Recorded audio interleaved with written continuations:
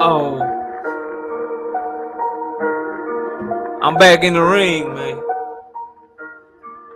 I'm in full-blown debate mode tonight, bro. Let's get it.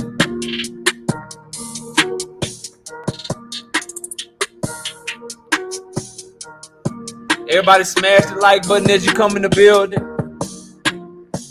If you want to donate to the CashApp, it's right there below.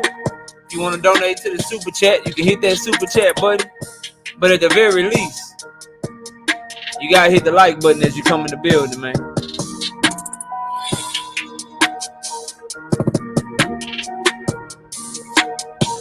We turned today, man.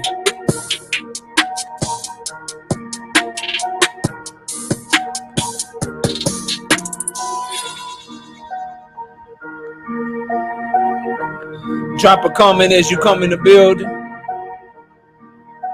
Jesse Van Rodriguez, Monster Inoue debate, Knockout Boxing 86 TV versus Q the God from the Lost Art of Boxing. Moderated and judged by Dub Right Side. Judged by Just Do Boxing.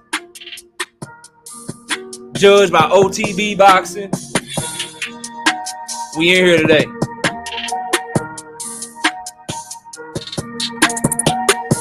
I see you out, Karma. I know Daryl Deloach. I'm gonna turn it on in a minute. I'm just jamming right now, bro.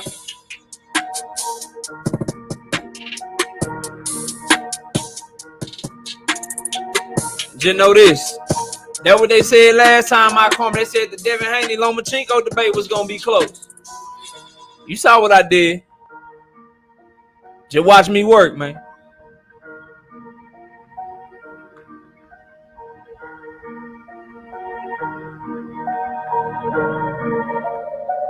Hit that like button. Get the likes up, bro. I need the likes all the way up for this one, bro. We gonna sink or we gonna swim. But I'm very confident I'm gonna swim though.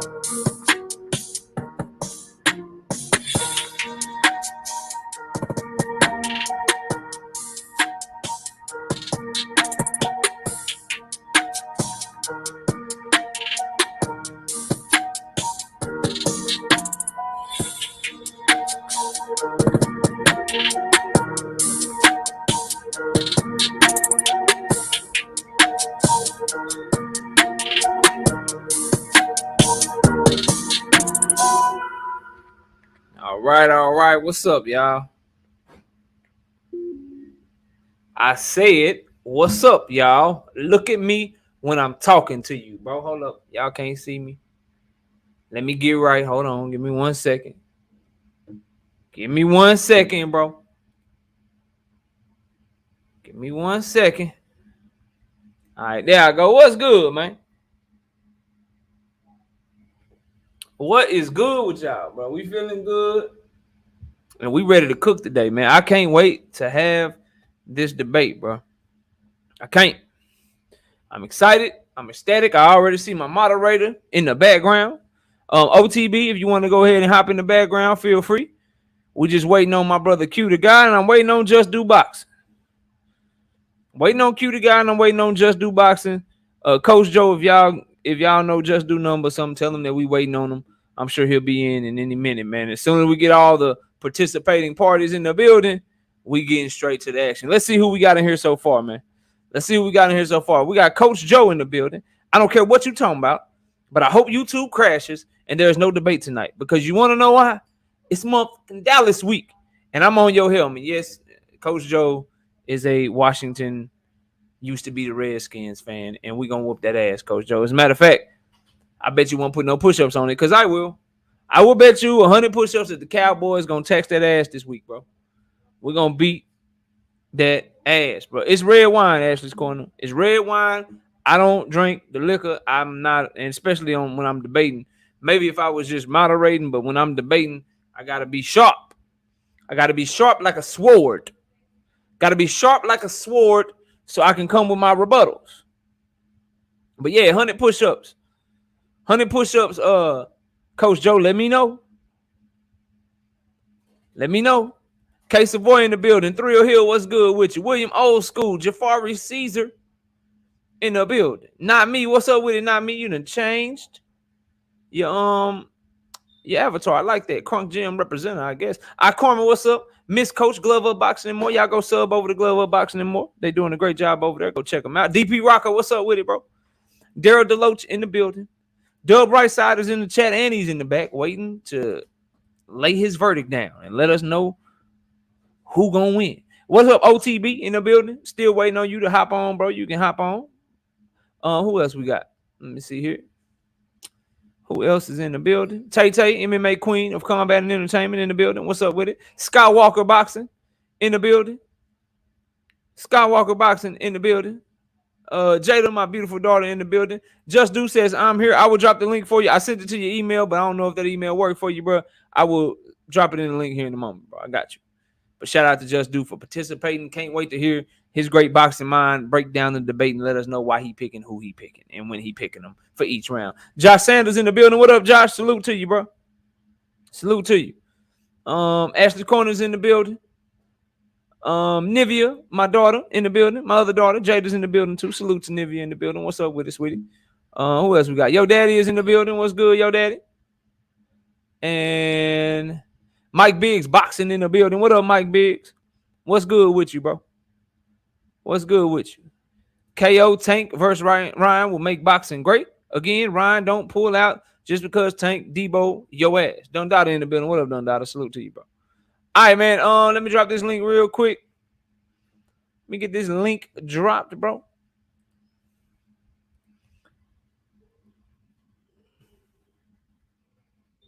There we go.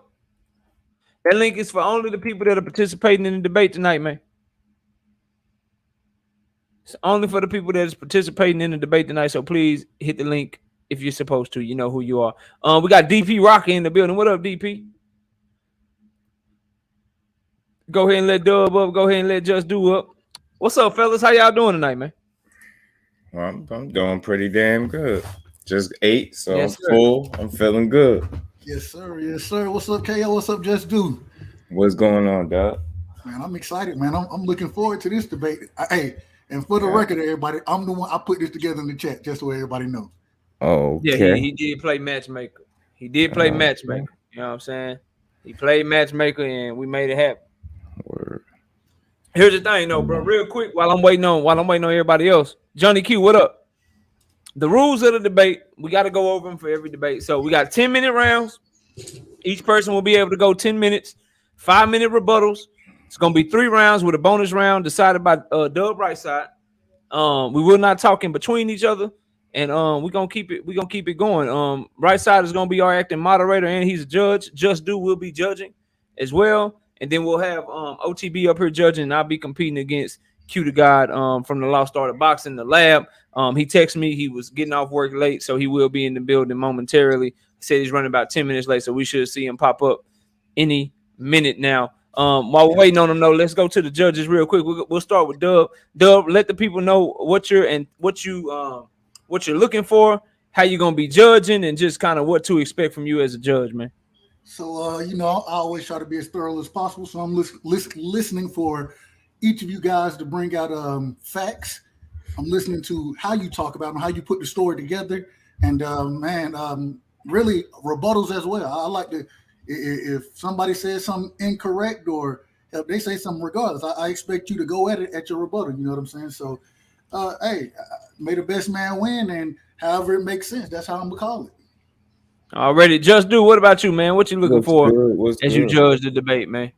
I'm looking to be impressed. You know what I'm saying? Nah, I'm just playing. Nah, I'm looking for a good debate, man. I'm looking for the facts as any judge would. Facts, more so than opinions. Staying on topic. I'm gonna be taking some notes, so I'm gonna try to be, as accurate with my picks as possible. So I'm gonna take this very serious, so everybody know. I'm gonna write down some notes as these two people cook. So that's all I'm already. And shout out to my beautiful wife in the building. What's up, baby? Salute to you. OTB, what's good, bro? What's happening, family? What's up with my guys? My brother, chilling, bro. Chilling, man. What you looking for, man? That's I was just asking, just doing right side what they looking for in the debate and how they gonna be judging, man. Tell the people what you're looking for and what your criteria gonna be as you judge this debate tonight for us, man. Man, I'm nitpicking everything. God damn it. Nah, I expect a good debate, man. And not so much as the facts as much as I expect the opposite debater to capitalize off of the mistakes. You understand? So I expect a good debate. I expect a good rebuttal, and I expect some energy. You understand? So that's gonna be the big things that I'm looking forward to. Presentation Already. does matter in a debate. Presentation definitely matters. Big facts. Big facts, bro. Facts. While we waiting on Q, just one real quick boxing topic while I got all these great boxing minds up here, man. Devin Haney and Keyshawn Davis, bro. I'm sure y'all all know what's going on. In case you don't, Keyshawn and Devin been going back and forth, because Keyshawn and Devin in his pop's mind was cheerleading for Shakur Stevenson because Shakur Stevenson called out he called out Devin Haney, and Devin didn't like the energy that Keyshawn showed towards that call out. So they going back and forth. I want to go to Dub first. Right side, man. What's your thoughts on that, bro? What you got for that, man? Hey, man, I like it. I one thing about Devin, man, he gonna say what's on his mind. Sometimes I you know how I am on. I ain't always in agreement with all that damn tweeting, but hey, I will tell you, the video that he retweeted of Snoop Dogg and Kevin Hart, bro, that shit had me dying, bro. I was dying about that, but man, I just want him to keep that same energy for Shakur, bro. You feel me? I ain't got no problem with you going because, yeah, Keyshawn, and it was interesting. If you go back and listen to when Keyshawn kind of went on his little rant, he said, he was like, man, I don't compliment none of these niggas. Only person I ever complimented was Devin Haney when he went to Australia, and I'm like, bro, I think it was a little nitpicking. And then what I really didn't like, though, for Bill to call them people bitches, bro, I didn't like none of that. That, bro. Let the fighters do all that. And I understand that's what Bill do. You feel me? I ain't mad at him, but you don't call no man no bitch, bro, unless you're gonna get in the ring and fight that man. And Big facts, bro. I didn't like that energy from Bill, but overall, from Devin and Shakur, not Shakur, excuse me, Devin and Keyshawn, bro.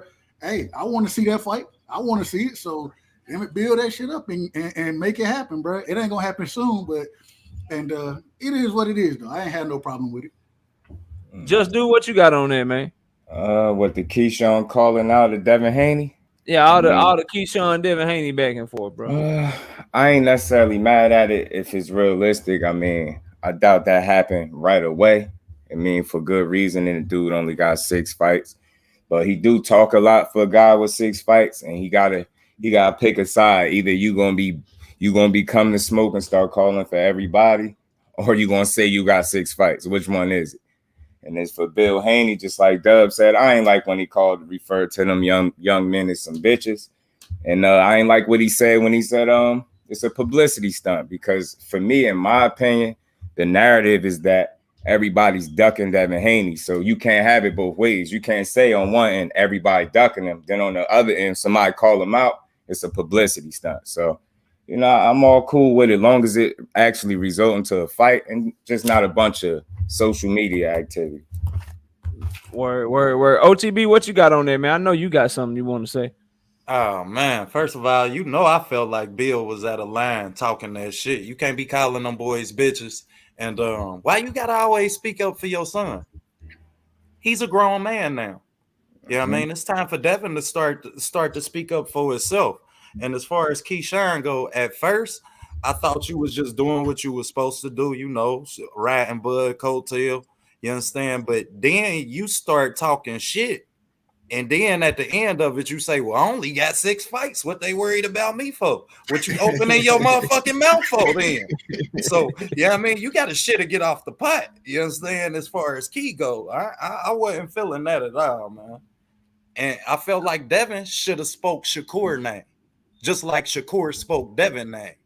So while your daddy calling these guys bitches, you damn sure ain't addressed Shakur who addressed you. Yeah, I wanted to just add one quick thing, man. I meant to say that too. Didn't that situation remind you ever see how somebody, I said this earlier, you ever see 2 people cracking jokes and the person respond to the people laughing instead of the person shooting the shots? That's how I feel like Devin Haney handled that situation. I doubted that he's scared, but he responded to the guy laughing and co-signing than the guy that's throwing the shots and issuing the challenges. I think he should have responded to Shakur and not Keyshawn.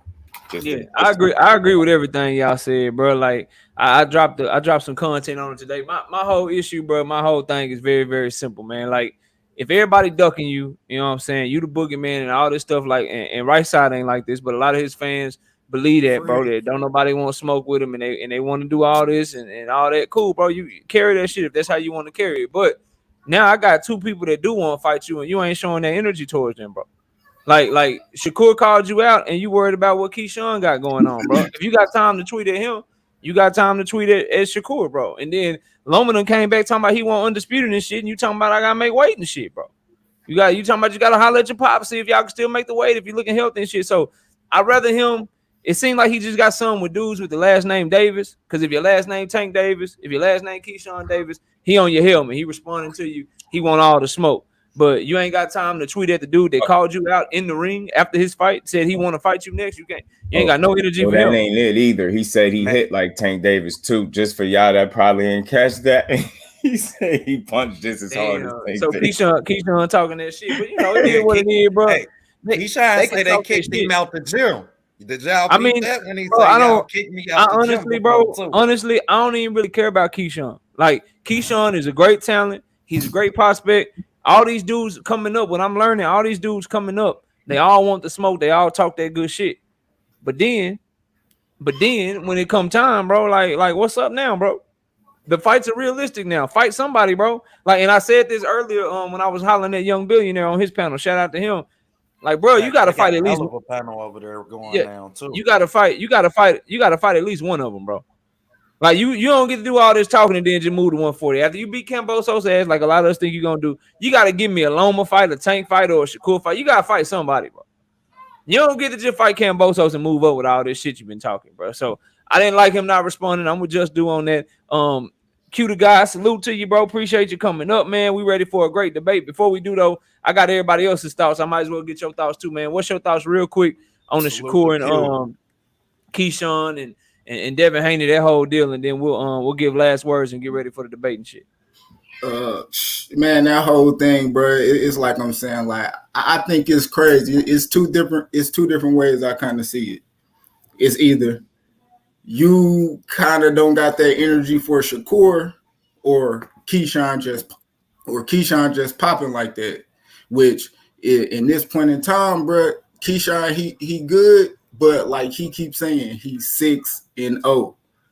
How are you talking to the dude in the background getting hyped when the guy in front of you said your name? So you know how I feel about it, man. I think it's cool. I think it's all right for boxing. Devin, he got other things ahead of him in the next 2 weeks. So man, I'm gonna see where that energy at when he get the microphone in his face, you know, after the fight with Kambosos.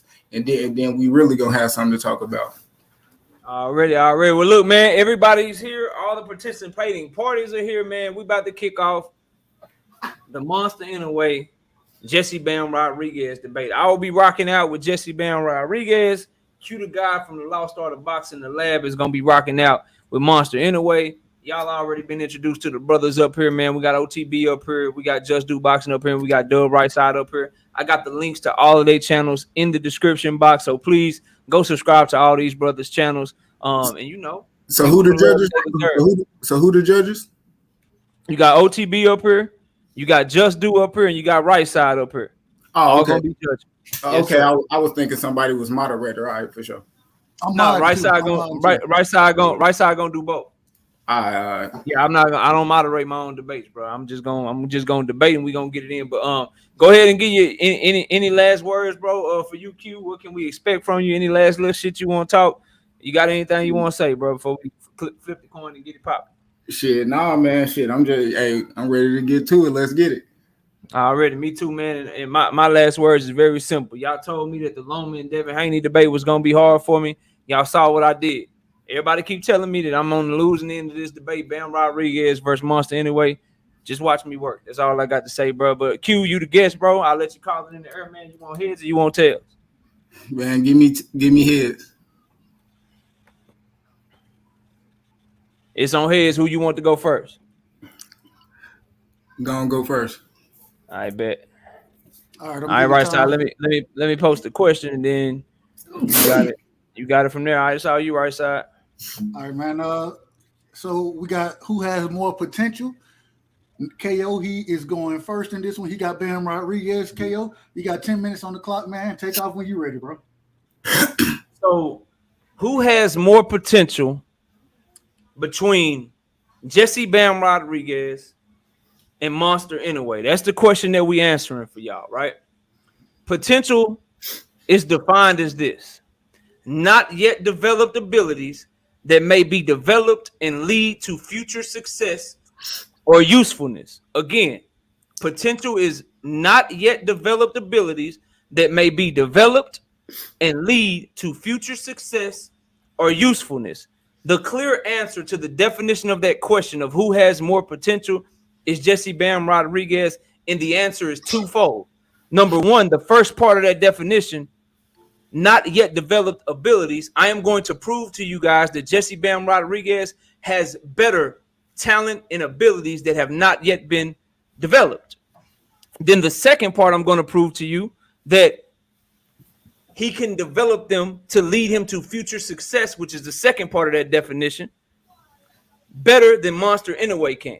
I'm going to prove those two things to you right now. So first, let's talk about the abilities, how he has shown better talent and better potential and more talent than Monster Inoue. Well, knockout, how can you prove that? Very easy, y'all. When you were extremely talented and you have great potential, you are able to turn pro at a young age in every sport, whether it's track, boxing, basketball, football, baseball, whatever it is. The more potential that you have, the quicker you are able to turn pro because you're pro ready at a younger age because you have more potential. Now, Monster did a great job with his potential. Monster Inoue was able to turn professional as a fighter at 19 years old. That's a great job by Monster Inoue. We can give him a hand clap for that. But Jesse Bam Rodriguez had even more potential because he was able to turn pro at 17 years of age, 2 years quicker than Monster Inoue. So if I'm able to be more talented than you to where I can turn pro younger than you, then how can I not have more potential? Let's talk about their best wins. Monster Inoue's two best wins against the only Hall of Fame caliber fighter on his resume was Nonito Donaire. Monster Inoue defeated Nonito Donaire first in 2019 when he was 26 years old.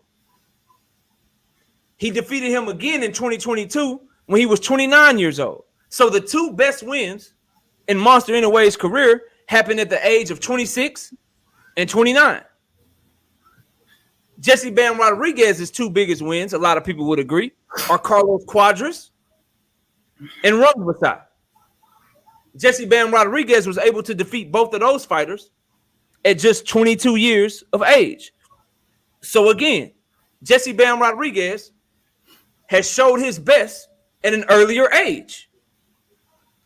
The first Nonito Donaire and Cuadras fight, Jesse Bam was 22 years old, and Monster Inoue was 26 years old. 4-year difference. He beat him 4 years quicker. Then in the second Nonito Donaire Monster Inoue fight, Monster Inoue was 29 years old when he beat Nonito Donaire. Jesse Bam Rodriguez was 22 years old when he knocked out Rungvisai. Again, showing more potential at a younger age. Now, both of these fighters showed great potential in being able to go directly from 108 pounds to 115 pounds. They didn't even go to 112. They both went up to 115 pounds. And they did it at practically the same age. Monster Inoue was 21 years old and about to turn 22 in about 3 months because he fought his first 115-pound fight in December. And he was turning 22 that April. So about 3 or 4 months, he was going to be 22 years old. Jesse Bam Rodriguez fought his first 115-pound fight when he was 22 years old, but he had just turned 22 years old. So there was about a 3 or 4 month age difference between when they both fought they 115-pound fights. So not a huge difference, practically the same age. But when Monster Inoue jumped up from 108 pounds to 115 pounds, he fought a guy named Omar Andres Navarez. That fighter was 38 years old when Monster Inoue fought him. And Monster Inoue had a full camp to prepare for that fight. So he had a full training camp to prepare for his first fight at 115 pounds, and he fought a past his prime champion that was never considered to be one of the best at 115 pounds. Bam Rodriguez moved up from 108 pounds to 115 pounds. He fought Carlos Cuadras when Carlos Cuadras was 33 years old, 5 years younger than the guy that Monster Inoue moved up to fight, and a far better resume and considered by many to be one of the four kings at the 115-pound division. When you mention Carlos Cuadras, Juan Francisco Estrada, Chocolatito, and Rungvisai. That ain't even the full story, though. Bam Rodriguez had to fight Carlos Cuadras on a 6-day notice. He had 6 days to prepare for the fight. So, who shows better potential? Who showed more potential? The guy that had a full training camp to fight a 38-year-old, or the guy in Jesse Bam Rodriguez who only had 6 days to fight a 33-year-old that was still in his prime? Just a question for the judges. Now, so that's the first part right there, right? That's the ability. That's the talent. I proved to you that he was able to turn pro at a younger age, showing more potential. I proved to you that he had his best wins at a younger age than Monster Inoue, showing, again, more potential. I proved to you that when it comes to jumping weight classes, he showed more potential by taking on a tougher opponent that was still in their prime, while Monster Inoue was fighting an old guy that was almost 40 years old. Now let's just talk about the second part. How much time I got, right side? My bad. I'm gonna keep going. 3 minutes. 3 minutes. I'm gonna run it down. So I already proved the first part about Bam having more abilities, but potential is also who can develop those abilities to lead to future success. It's very simple. The age of Jesse Bam Rodriguez gives him the better chance to develop his abilities into future success, because Jesse Bam Rodriguez is 22 years old and Monster Inoue is 29 years old. So if you spitball it about potential and talk about the next 5 years, who has a chance to get better? The guy that's going from 22 years old to 27 years old, or the guy that's going from 29 years old to 34 years old? I would argue the younger guy. If you spitball it 7 years forward, who has the more potential to develop their skills into future success? Is it the guy who's 22 years old going to 29 years old, or the guy that's 29 years old going to 36 years old? Again, potential. Who has more of it? Who can develop better? Who can get more success with the time that they have left? Let's spitball it 10 years forward. Jesse Bam Rodriguez going from 22 years old to 32 years old. Monster Inoue going from 29 years old to 39 years old. Which one has the chance to be better and realize their potential, and who has more potential? The guy that will be in his prime throughout this whole time, or the guy in Monster Inoue that's going to clearly be past his prime in the next 5 to 6 years? I would argue and I maintain that Jesse Bam Rodriguez has not only showed more potential as of right now, he also has more potential when you talk about the next 5 years, the next 6 years, the next 7 years, the next 10 years. So Bam Rodriguez has way more potential than Monster Inoue, because Monster Inoue is in his prime and he's already a finished product. He's already in his prime. He's already reached his potential, bro. How do you have more potential when you're in your prime, but the other guy's not even in their prime yet? Who has more potential? The guy that's 22 or the guy that's 29, bro? Jesse Bam Rodriguez has a 7-year head start on this man, bro. So again, to wrap it up, he turned pro at an earlier age. All his best wins came at a younger age. When he jumped up in weight, he did it much more impressive in a shorter amount of time, and he fought a way better opponent. He is 7 years younger. So as these fighters get older, he has the better chance of developing. Remember the definition: potential, not yet developed abilities that may be developed to lead to future success.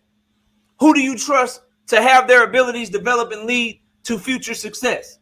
The young guy or the old guy? That's my round one. All right. That's a fire round right there. Here we go. I said OTB, my bad.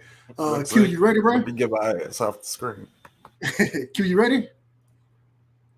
You got 10 minutes, and the Yeah, I'm time ready. will start. The time will start when you start, bro. Okay. Now, when we talking about who has more potential to become something in the future, now, when we looking at potential, that's the capacity to become or develop something in the future. I'm gonna say again, because he had a long little complex. He probably looked it up 8 different times and found and put them together. But I'm gonna make it simple for you. Who has more capacity to become or develop into something in the future? Now, he was bringing up the stuff about the age, and I say like how you measure what somebody gonna come, what somebody will be in the future. You're gonna measure certain qualities, and you're going to measure certain abilities that these fighters have. Now, to prove Inoue has more power, even though he already been fighting 9 years, we talking about in the future. Now, Inoue still got the passion and love to train. Wake up doing 2-a-days, running 9 miles, consistency, being consistent. You know what I mean? And now, when it comes to Inoue, how we train, when he in the gym, we talking about you can see training to him, having him and his dad, his baby brother and his dad in the Toyota hatchback, and he pushing them up a hill on the incline. We talking about him doing makeshift training, tying up a rope to the 2nd story balcony, doing 90-degree pull-ups on the rope, feet at 90 degrees, up and down. We talking crazy training. We talking about developing in the future, because he still do this to the day. You know what I mean? Body shot drills, nonstop. That's how you develop. You develop and you become something in the gym. You know what I mean? And when we talking about that's the abilities that he got compared to Bam, hand speed, foot speed, punching power, overall strength, stamina, chin, punch selection, natural strength, a dog attitude, and a dedication. Come on, dog. And then we talking about what makes somebody the qualities. What qualities would you say somebody have that would enter the World Boxing Super Series? We talking about after he just won the belt, after he moved up and won a belt, he entered the World Boxing Super Series. Now, what type of boxers enter the World Super Series? Because Inoue won. And when we talking about him actually winning, what other fighters won? Andre Ward, Usyk, and he actually went up and he unified at heavyweight. Who else? Josh Taylor, undisputed.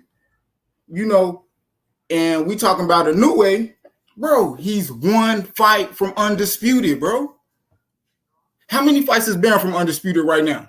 We talking about potential in the future to develop into something, to be something. Inoue is 1 fight from undisputed. And we know what he about to do. Knock him out the park. December, watch it. Now, and then, even after that, we talking about him moving up to a 4th division. We talking potential, a 4th division, and going up and fighting who? Unified champions, right? MJ, he unified, right? Stephen Fulton, he unified, right? Like, come on, bro. We talking about potential. And like I said, have these qualities. Because he was just talking about when they came in, yeah, Bam, he was 17 when he came in. But he wasn't thinking how Inoue was thinking when he came in. Because when Inoue came in, he said he gonna win a title in his first 10 fights. And what'd he do? Did it in 6. So what we talking about, bro? The potential to what he gonna be. I just named you potential. 1 fight away. 1 fight away from undisputed, and then he was champion in the first 10 fights. Was Bam champion in his first 10 fights? Fuck nah. But I'm gonna tell you what he did do.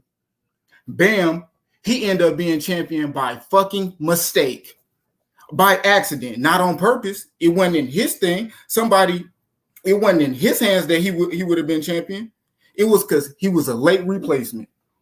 And I knew Knockout was gonna brag about Carlos Cuadras. He gonna brag about Carlos Cuadras, but in Carlos Cuadras' last time he fought, which was what, like 16 months ago, bro, he got stopped by Estrada, bro.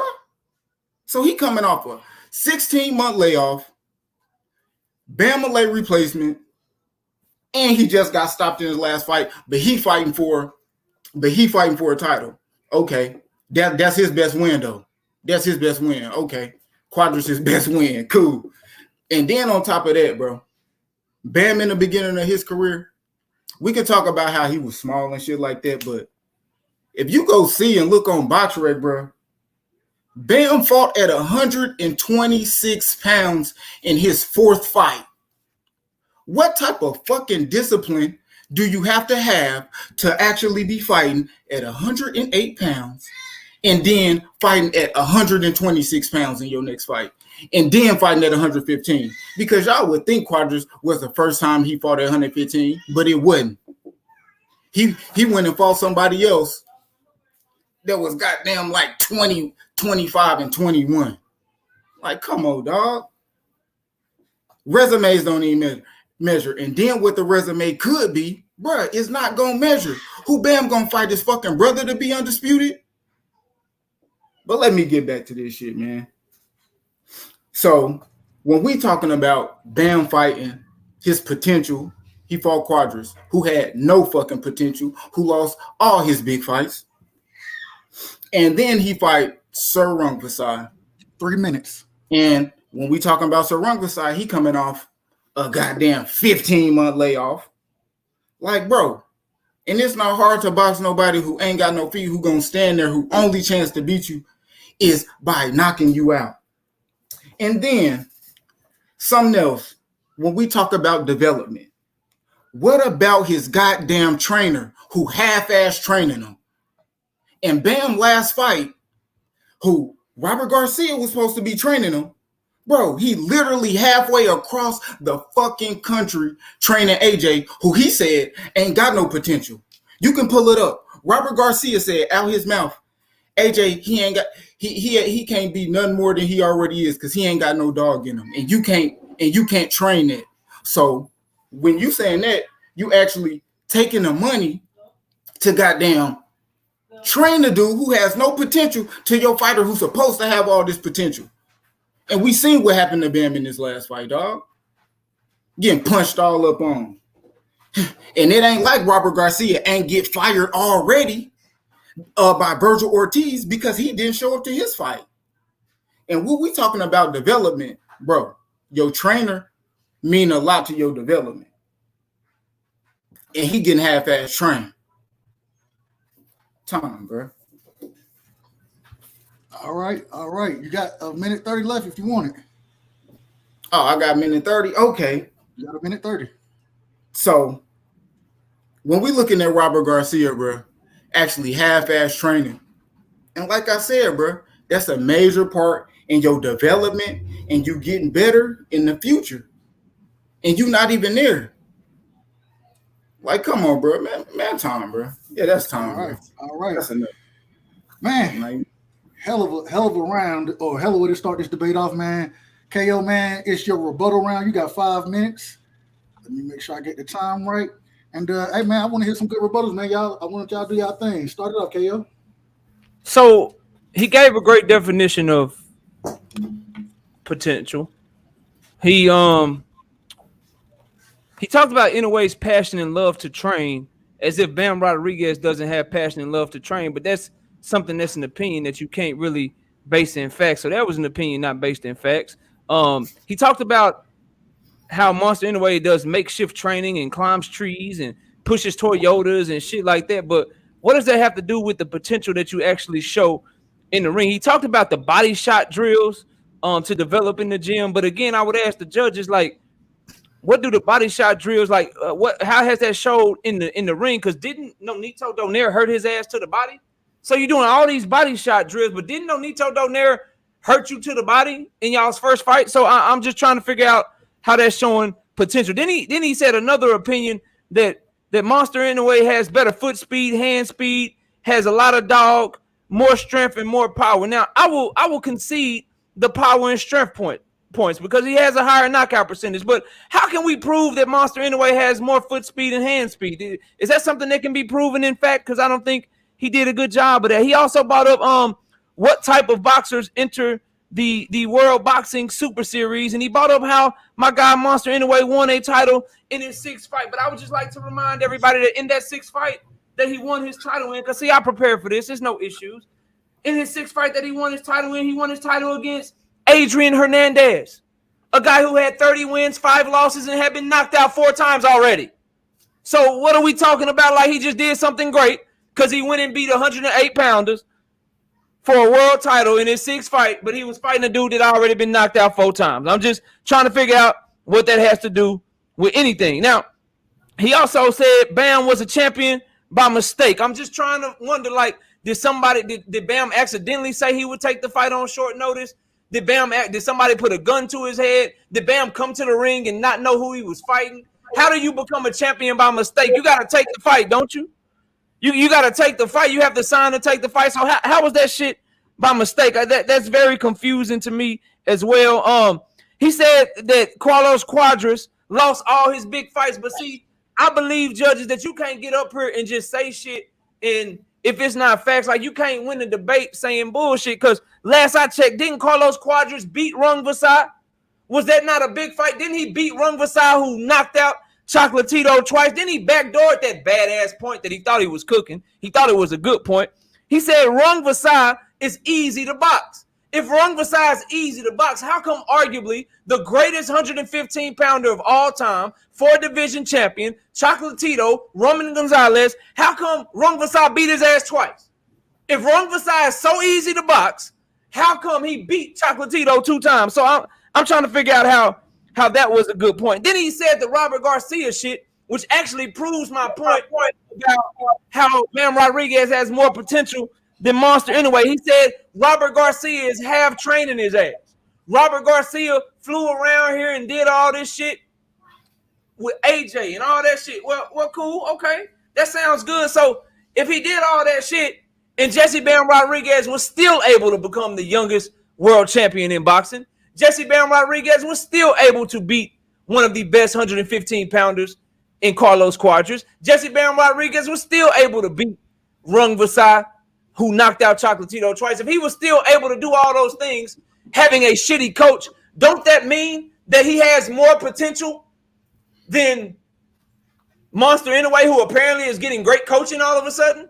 Ain't that what that means? Don't you have more potential if you can do what you do, but you don't have the great coaching to back it up? Like, ain't that what that means? If somebody coaching you half-ass, and you can still have how great your angles is, you can still have people talking about how great your feet are and how much of a talent you are, doesn't that mean that you have great potential? Don't you have more potential if that's what you can do? Then he talked about Bam fighting at 126 or fighting at 115 early in his career.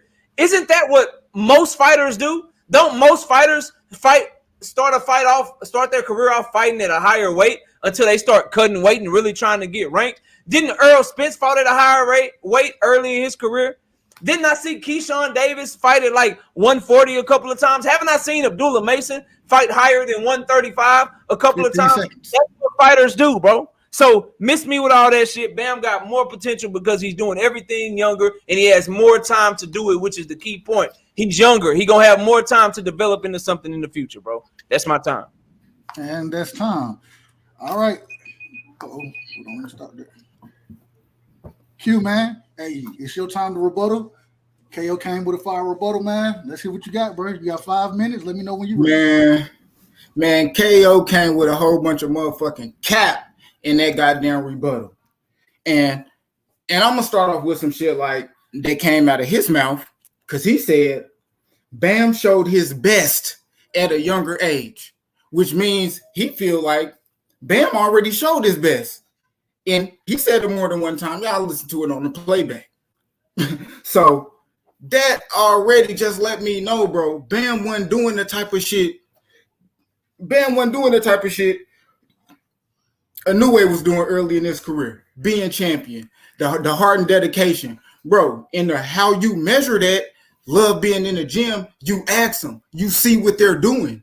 Actions speak louder than words.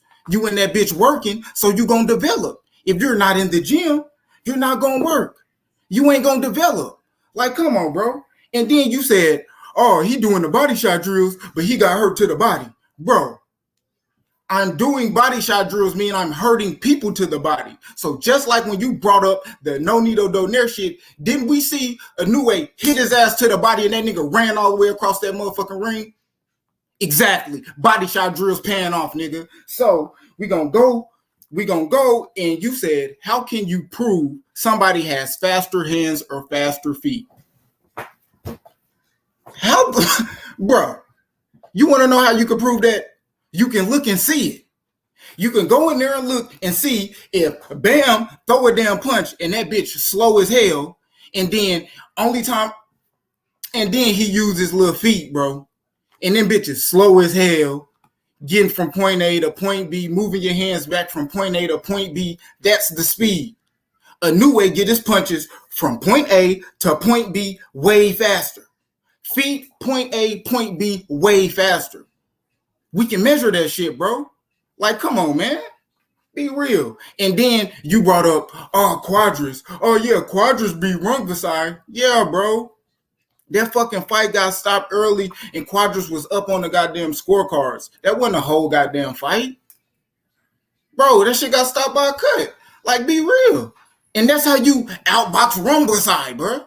Like, So at the end of the day, bro, a lot of that shit was cap. You just did it, said it kind of loud, said it sounded nice. But no, that shit was cap, bro. And then you talked about Bam. Oh, yeah, his coach went there, and look what he still did. Bro, when we see Bam in the ring and he getting punched on, he don't make those adjustments right there on the fly. He got to go to the corner, and they tell him, man, you got to do this, you got to do that, and then he change it. So that tell you right there, he need a damn coach. And that's how he going to develop. And when he don't have a coach, bro, that's going to stunt his development. And when we talking early in your career where you have more energy and all of that, and you could possibly have more potential, bro, the person that's guiding that stunning it by not even being there. He already, like I said, he got fired for doing that shit before. Like, be real, bro. Like, the shit, the potential shit ain't even there. And like I said, he still ain't answered the fact what I said, the shit that he could do in the future. He ain't deny he one fight away from that undisputed. When Bam gonna go undisputed? You ain't say nothing about that. Like, what they gonna be in the sport of boxing, the potential they got in the sport of boxing. Even right now, in this point, 9 years in, Inoue still got more potential. 1 minute. He just got signed to a multi-year deal to Top Rank a couple of years ago. Hell yeah, he hungry. What we talking about? He trying to go up another weight class while Bam is trying to go down. And he can't even do that because I'm pretty sure his coach don't want him to because he do this shit for the money. Like, be real, Tom. All right. That was a fire first round, bro. That was a fire. Damn, so it was. Shots. Man, shots was fired. Man, we got to go to the judges on this. So, man, we going to start more with back you. in the clip. He say, shit, I got some more in the clip. Don't worry about it. MTB, man, talk to me, man. How did you break this round down, bro? That shit, it's hard to score, bro. How did you break it down? Man, that was tough, man. Hey, first of all, shout outs to both other contestants, man. Y'all both did y'all thing. Let's start off with Knockout. Knockout went to talent abilities.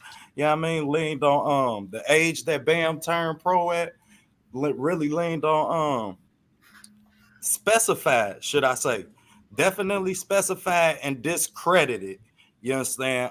His opponent within his age discrepancy of his opponents, his age discrepancy of the time that he turned pro. I really appreciated that. That was a power move. And then he leaned back on the age with the time that he moved up. I gave knockout points for that. And then let's get the cue the guy first round. He went in on Inoue's training regimen, heavy. Went in on that heavy, made sure he gave us a very detailed description of that.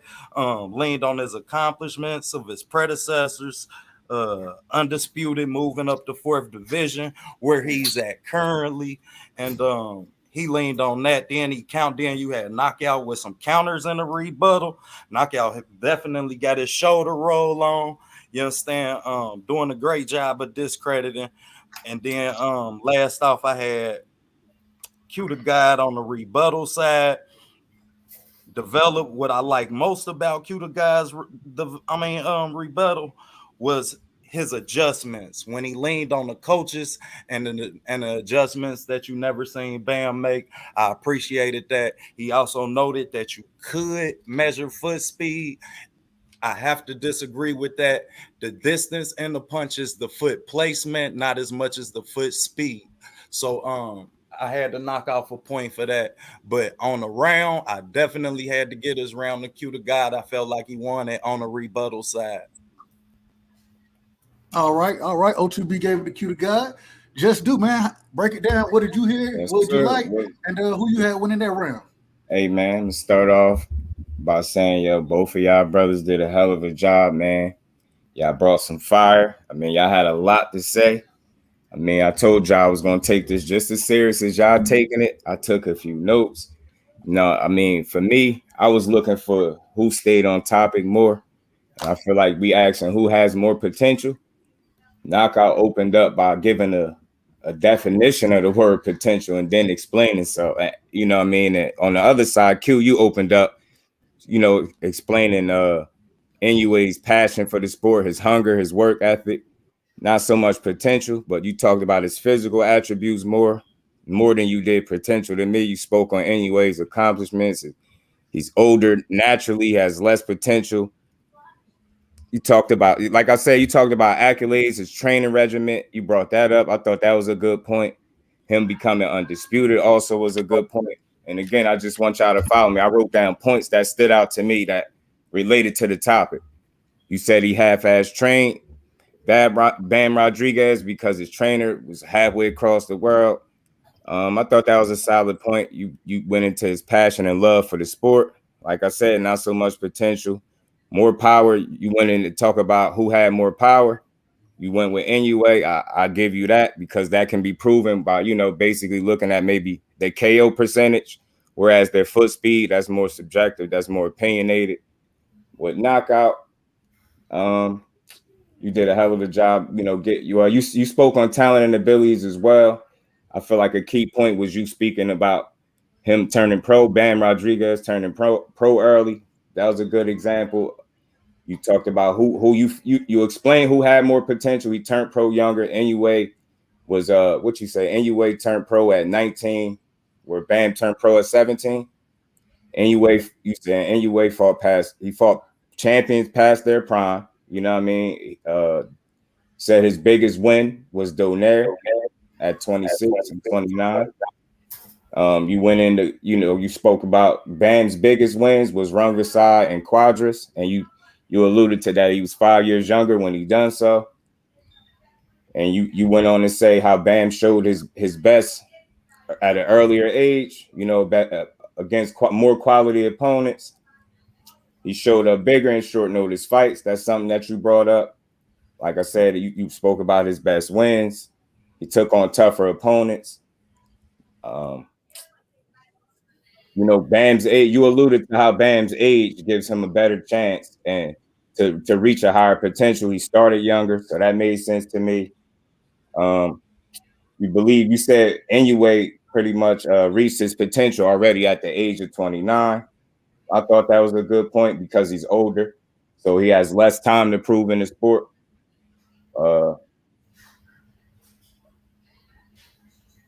And you went on to say, my bad, you went on to say how Bam has a longer future, of course. And again, you mentioned the one of the keys was you opened it up strong with the definition, staying on topic as to who had more potential, in my opinion. So I get that first round of knockout. All right, so it comes down to my decision, and man, I thought it was a hell of a round. I like how both of you guys opened up defining potential. I did think that Q. I like how you broke it down in layman's terms. Where knockout, you were a little more long-winded, I'll say, with the definition. I did, going into knockouts first round, the way he brought up how the more potential you have in most sports, that means you're able to go pro at an earlier age. Bam being 17, Monster being 19. I thought that was a great point. Then he said, if we move 5 years, 7 years, 10 years into the future, you know what I mean? Who's going to have more time to develop? With the potential not being developed all the way from Bam, Monster being the older fighter, having developed more potential at this current moment in his career. I like that point as well. I like how you brought up when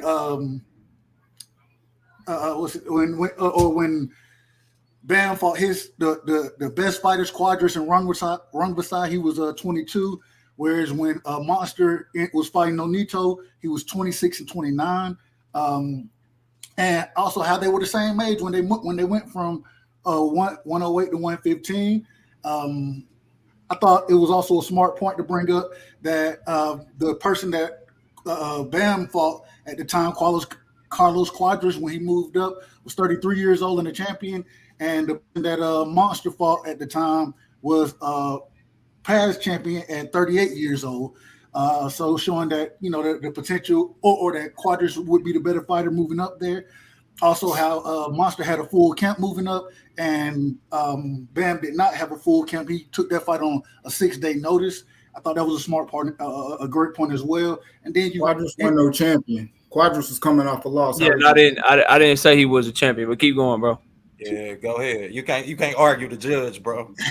Yeah, you can't. You can't argue. He said knockout said it. It's judge. Yeah, but here we go. Right, but y'all let Dub go, bro. Here we go. So then going into Q, and then I like the way you recapped your round and ended with redefining the potential thing that you brought up in the beginning of the round. Q, moving, like I said, I liked your definition, how you kept it in the simplest terms. You brought up the qualities and abilities of Monsters. Also, you brought up the passion and love, the consistency of training that he had. You brought up the different training methods, whether it was pushing the car or climbing the rope at a 90-degree angle. Excuse me. Then you went to name off a lot of the qualities of Monster as far as the power, the foot speed, etc. Then you brought up the World Super Series of Boxer or the World Boxing Super Series. And then you also brought up who were winners from that and how Andre Ward, Josh Taylor, Usyk, they all came from that same series. And Monster, he took the chance and went and won that. Then you brought up him moving up to fight, probably his next fight at 122.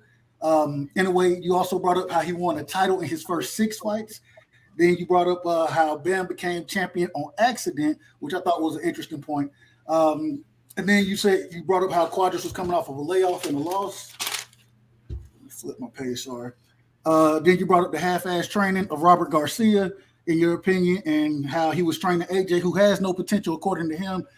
But if Bam has all the potential, why he isn't spending more time with Bam? Thought that was a good point as well. Then in the rebuttal round, I saw how knockout he brought up, or he went after the passion and love to train as it being opinion, not fact. Nonito hurting Monster to the body when you brought up that he was, and I love how you rebutted that. I'll get to that in a second. Then you also brought, or he went to some of the other things you said and said that they were opinions. How do we judge the foot speed? How do you judge hand speed? That's more of opinion than saying power or something like that. Then how he brought up how the guy or the step up fight. Let me see, make sure I said this. I wrote this down correctly. All right, here we go. He brought up how how did he become champ by mistake when he had to agree to take that fight, Bam, that is, how Quadras, if Rungvisai was so easy to box, how did one of the best boxers in the division in Chocolatito get stopped by him twice? And then how even with the bad coaching, it shows that he has more potential because he's not getting coached as well. And Robert Garcia isn't spending as much time, that the potential is greater because of what he's able to do with the point that you brought up of lack of coaching Q. Then for your rebuttal round, the first thing I like that you said was all this shit was cap. Then you said how Bam showed Bam showed his best at a younger age, so he's already shown the best he's gonna be. Let's see. And the winner is You brought up him being in the gym on a consistent basis, or the action is how you know, with him being in the gym, you seen him in the gym, that type of thing. You ask him. You did say the eye test is the way that you would prove the foot speed and the hand speed. Also, I like the point that you brought up where he did say Knockout said Nonito hurt Monster to the body. You said, well, he was practicing to hurt Nonito. It wasn't about him getting hurt to the body. That was a good point. Also, you brought up how Bam is one or Monster is one fight away from becoming undisputed. And when is Bam going to do that? For me, I thought that I thought it was a tough ass round to judge. I gave the round to Knockout. The reason being is because I thought he had a stronger rebuttal than you did, Q. But I did think that the first round or the first 10 minutes for both of y'all were pretty even. So I gave it to Knockout for the rebuttal. But it was a hell of a round. And all right, and so now we got 10 minutes. Knockout, you went first. Let me catch super chat real quick. Shout out to Jermaine Bean with the $2 in the super chat. Keep on punching, Knockout. Shout out to you, Jermaine. I appreciate the love, and Jermaine, keep up here punching too. That man came to cook. He cooking his ass off. I ain't gonna hold y'all. Damn, so here go the question right side. Do your thing, bro. It's on Q first this time. Yeah, Q, you got 10 minutes. The second topic is who has had the better career so far. Q, he will be arguing for Monster. Knockout, he'll be arguing for Bam. Q, take off when you're ready, bro. All right. Now, their career, bro.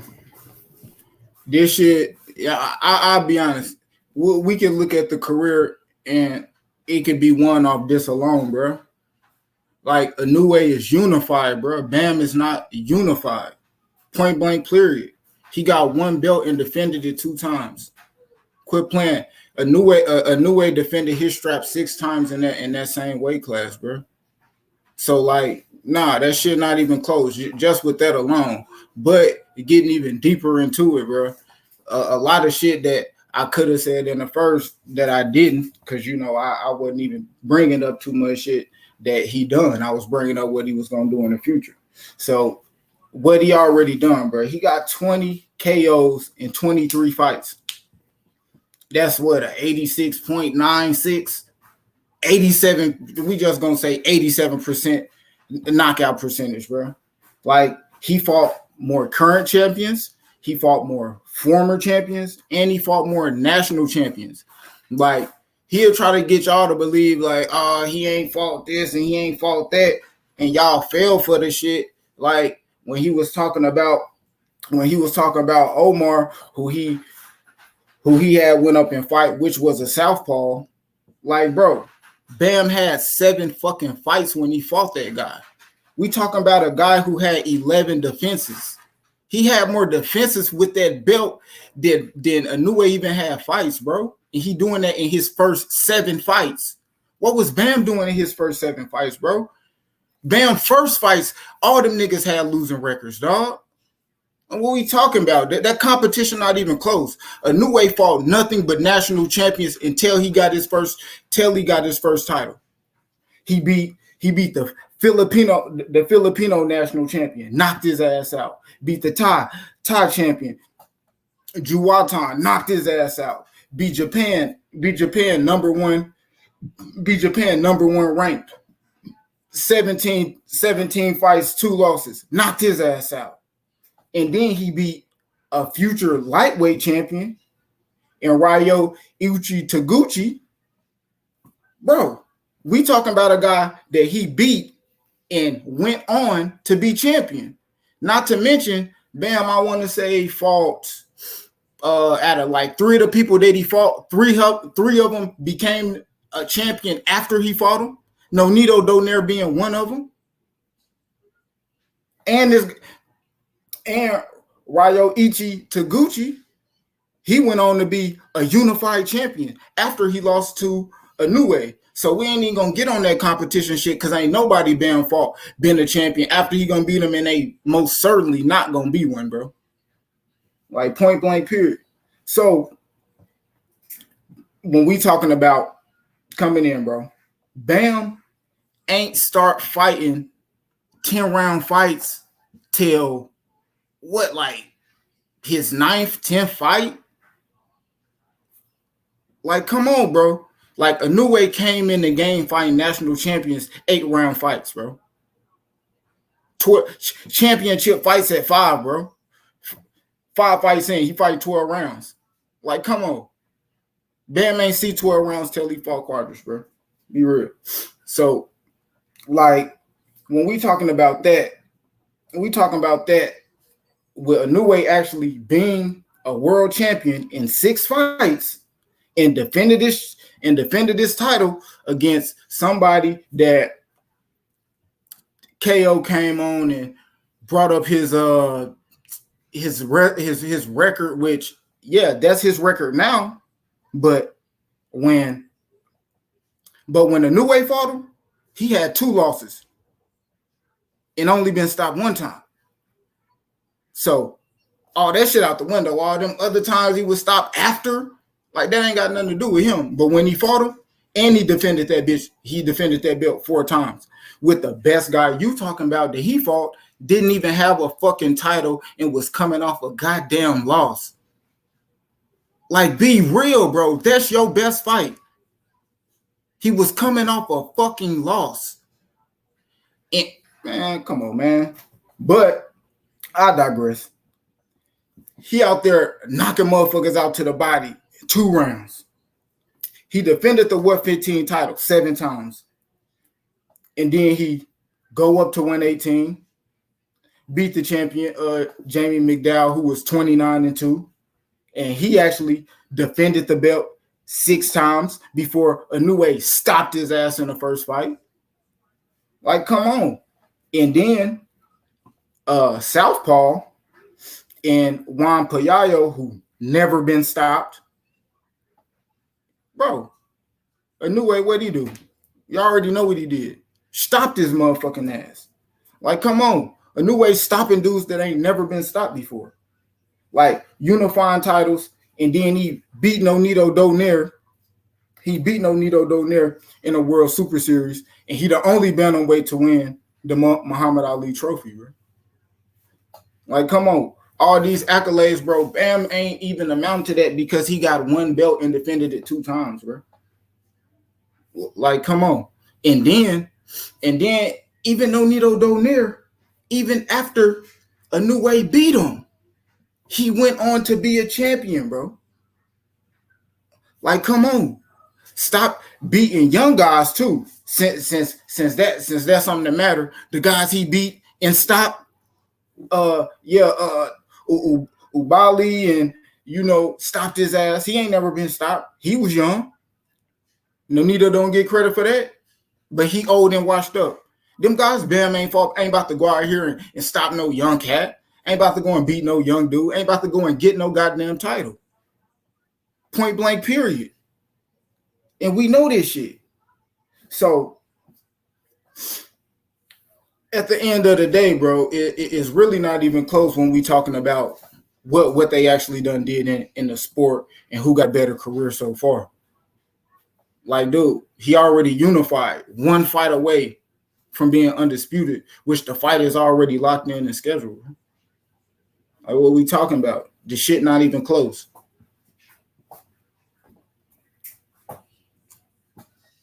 Oh, that's time.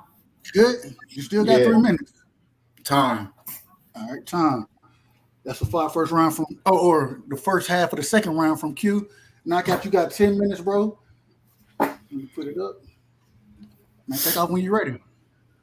So this comes down to a very simple question. When it says, who has had the better career so far? Do you favor the accolades? Somebody got an echo. Do you favor the accolades of Monster Inoue, which Q so eloquently put? He talked about the Muhammad Ali trophy, talked about him being unified, being one fight from undisputed. He's a 3-division champion. Is that what you consider a better career? I would tell you the history of boxing says hell no, and I'll get to that in a minute. Or do you favor the fighter who has fought better competition? For all the shit that Q just said, this is a fact. There's only 3 fighters on both of these guys' resume that will be considered for the Hall of Fame when they retire. Those 3 fighters are Nonito Donaire, Rung Vasai, and Carlos Quadras. Those are the only 3 fighters on either of their resume that will be considered for the Hall of Fame when they fight. Now, Jesse Bam Rodriguez got 2 of them. Monster Inoue got 1 of them. Bam has fought the better competition. He beat them more convincingly. He didn't have to have his eye socket broke in the first fight against Carlos Quadras and then go try to fight him again. He just beat his ass the first time. He didn't have to have his eye socket broke by Rung Vasai, then go try to beat his ass again. He just whooped that ass on the first try. Meanwhile, we got Monster Inoue, who fought Nonito Donaire, got his whole eye socket broke off, almost stopped in that fight, and then had to wait 3 years to fight him again. So we got one fighter with 2 Hall of Famers on his resume, and we got another fighter with 1 Hall of Famer on his resume. Point blank, period. Nonito Donaire was 36 years old and 39 years old when Monster fought him. Bam has fought better competition than Monster Inoue in 17 fights, while Monster got 23 fights. So when it comes to competition, there is no competition, bro. There is no competition in terms of who has fought the better fighters. Now, Inoue's 3-division championship, his unified, that all sound good. And if you want to vote for my brother Q because Monster Inoue has more accolades, then go ahead. But I would urge you to vote for Bam Rodriguez because he has fought better competition. Now, let me ask y'all something. Adrian Broner is a 4-division champion. 4 divisions. Earl Spence Jr. is a 1-division champion. Who has had the better career? Nonito Donaire is a 4-division champion. He has more accolades than Marvelous Marvin Hagler. Who has had the better career? You would say Earl Spence and you would say Marvin Hagler because they fought better competition. What about Jermell Charlo? Jermell Charlo is a 2-division champion. Anyone want to argue that he had a better career than Carlos Monzon? You know, the middleweight champion that had 14 title defenses, reigned as middleweight champion for 7 straight years? No, because he fought better competition. But Jermell Charlo got more accolades and shit, though. He got 2 divisions. What about Leo Santa Cruz? Leo Santa Cruz is a 4-division champion, bro. Anybody want to say he had a better career than Andre Ward because he got more accolades? Demetrius Andrade, 2-division champion. Anyone want to argue that Demetrius Andrade has had a better career than Jermell Charlo, who's only been champion in 1 division? No, because Jermell Charlo fought better competition. Carl Frampton is a 2-division champion. Triple G is only a 1-division champion. Anybody arguing Carl Frampton had a better career than Triple G? No, because Triple G has fought the better competition. So, competition versus accolades. 2 fighters considered for the Hall of Fame will be on Jesse Bam Rodriguez's resume. Rung Vasai, who knocked out Chocolatito and beat him twice, knocked him out once. Many consider him to be the hardest puncher in 115-pound history. And Carlos Quadras, who defended his WBC 115-pound title 9 times in 4.5 years. Hall of Fame level fighters. So what are we doing? What are we talking about? Are you going to favor the accolades or the competition? Well, knockout, what you talking about, man? Competition, man. 3-division champion. He doing this, he doing that. All right, cool. Let's talk about Monster Inoue at 108.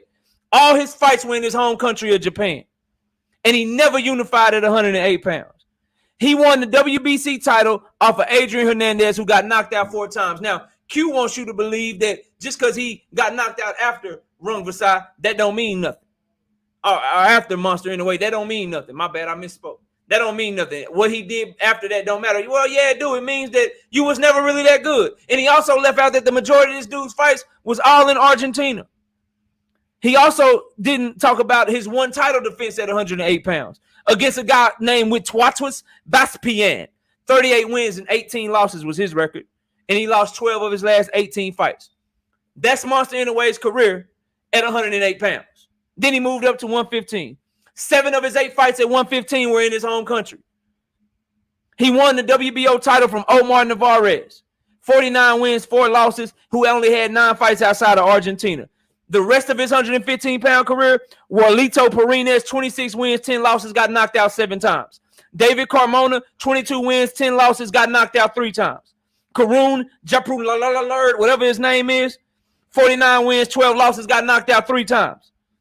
Kohei Kono, 33 wins, 12 losses, got knocked out 2 times. Ricardo Rodriguez, 16-7. Antonio Nieves, 20-3. And Yon Boyax, 43 wins, 7 losses. You know who else was at 115 pounds when Monster Inoue was?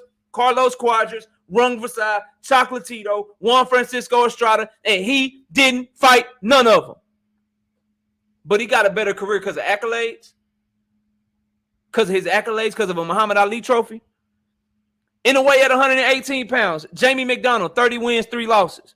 Juan Carlos Payano. Oh, he only got stopped 1 time, but he already got his ass whipped 4 times before that. 23 wins and 5 losses is his record. Emmanuel Rodriguez, 20 wins, 2 losses. Jason Maloney, 24 wins, 2 losses, but he fought Jason Maloney after Jason Maloney lost to Emmanuel Rodriguez, who Monster Inoue had already knocked out. So you fought a guy who beat a guy that you already knocked out. That's what you're doing. That's the type of competition that you fighting, but you done had a better career, though. Then you got Michael Dasmarinez, 31 wins, 3 losses. And before Dasmarinez fought Monster Inoue, he had just fought a dude named Bamrou Gaya, who had a record of 25 wins and 28 losses. This is the level of competition he fighting. So all of these accolades, all of this shit, he got 1 Hall of Famer on his resume. Bam Rodriguez got 2 of them.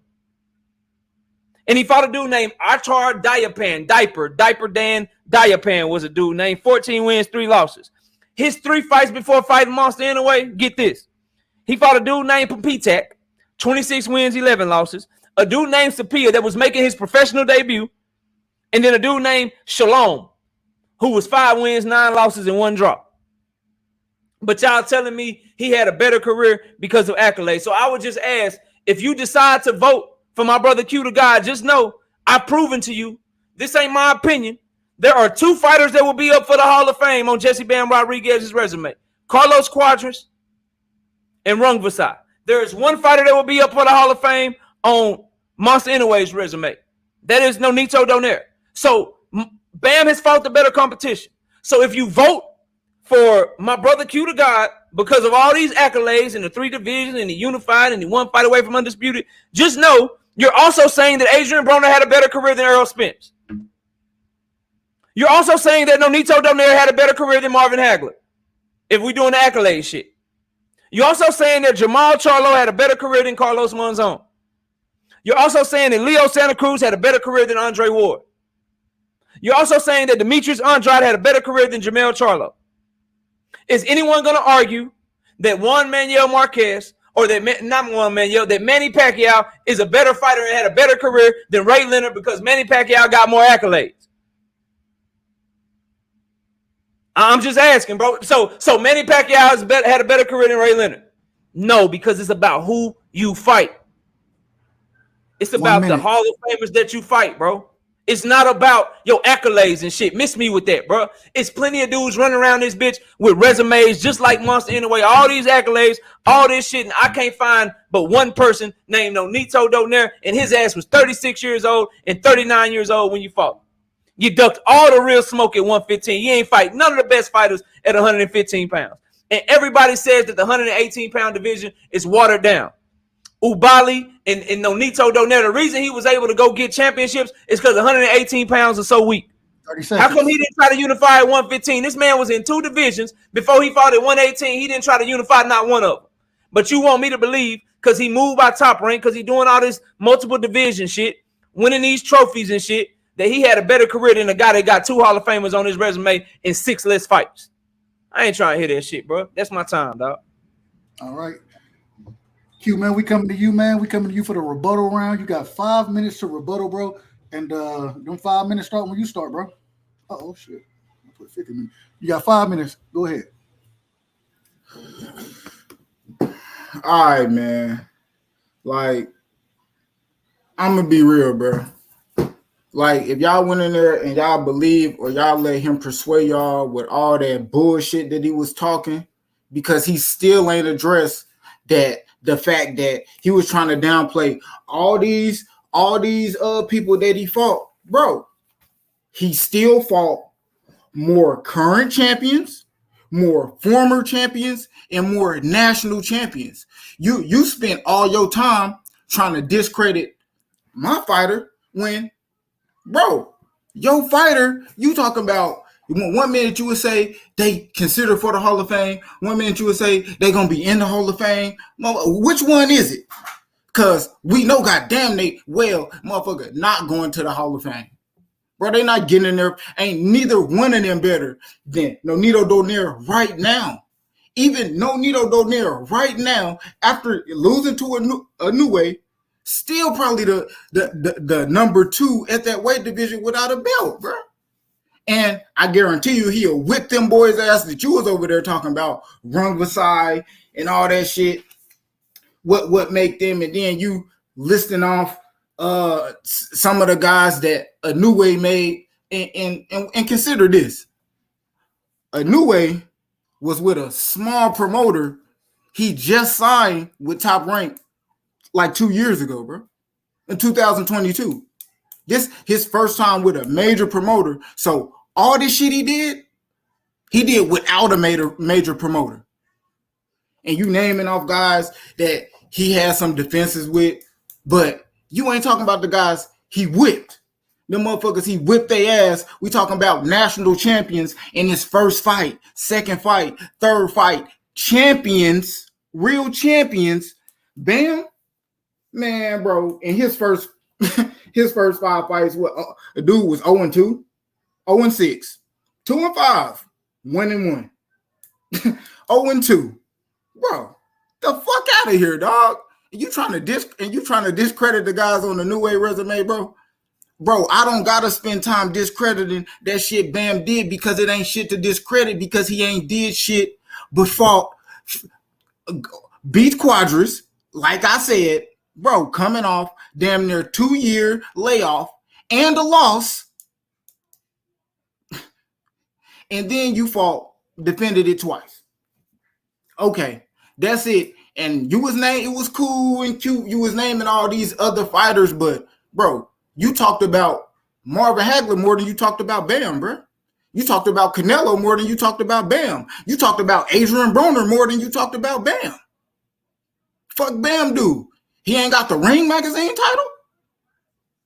Do they consider him the king in his division? Is he the number 1 guy in his division? No. He not even considered the number 1 guy in his division that he's in right now. Before you can say he done did more than his career than the New Way, he needs to fight Estrada. He needs to fight Chocolatito. Shit. And then he'll never go undisputed because his brother got the belt. He gonna go down. So, because he really, at the end of the day, like, Inoue just head and shoulders better than him, bro. As far as what he done in his career, it's not even close.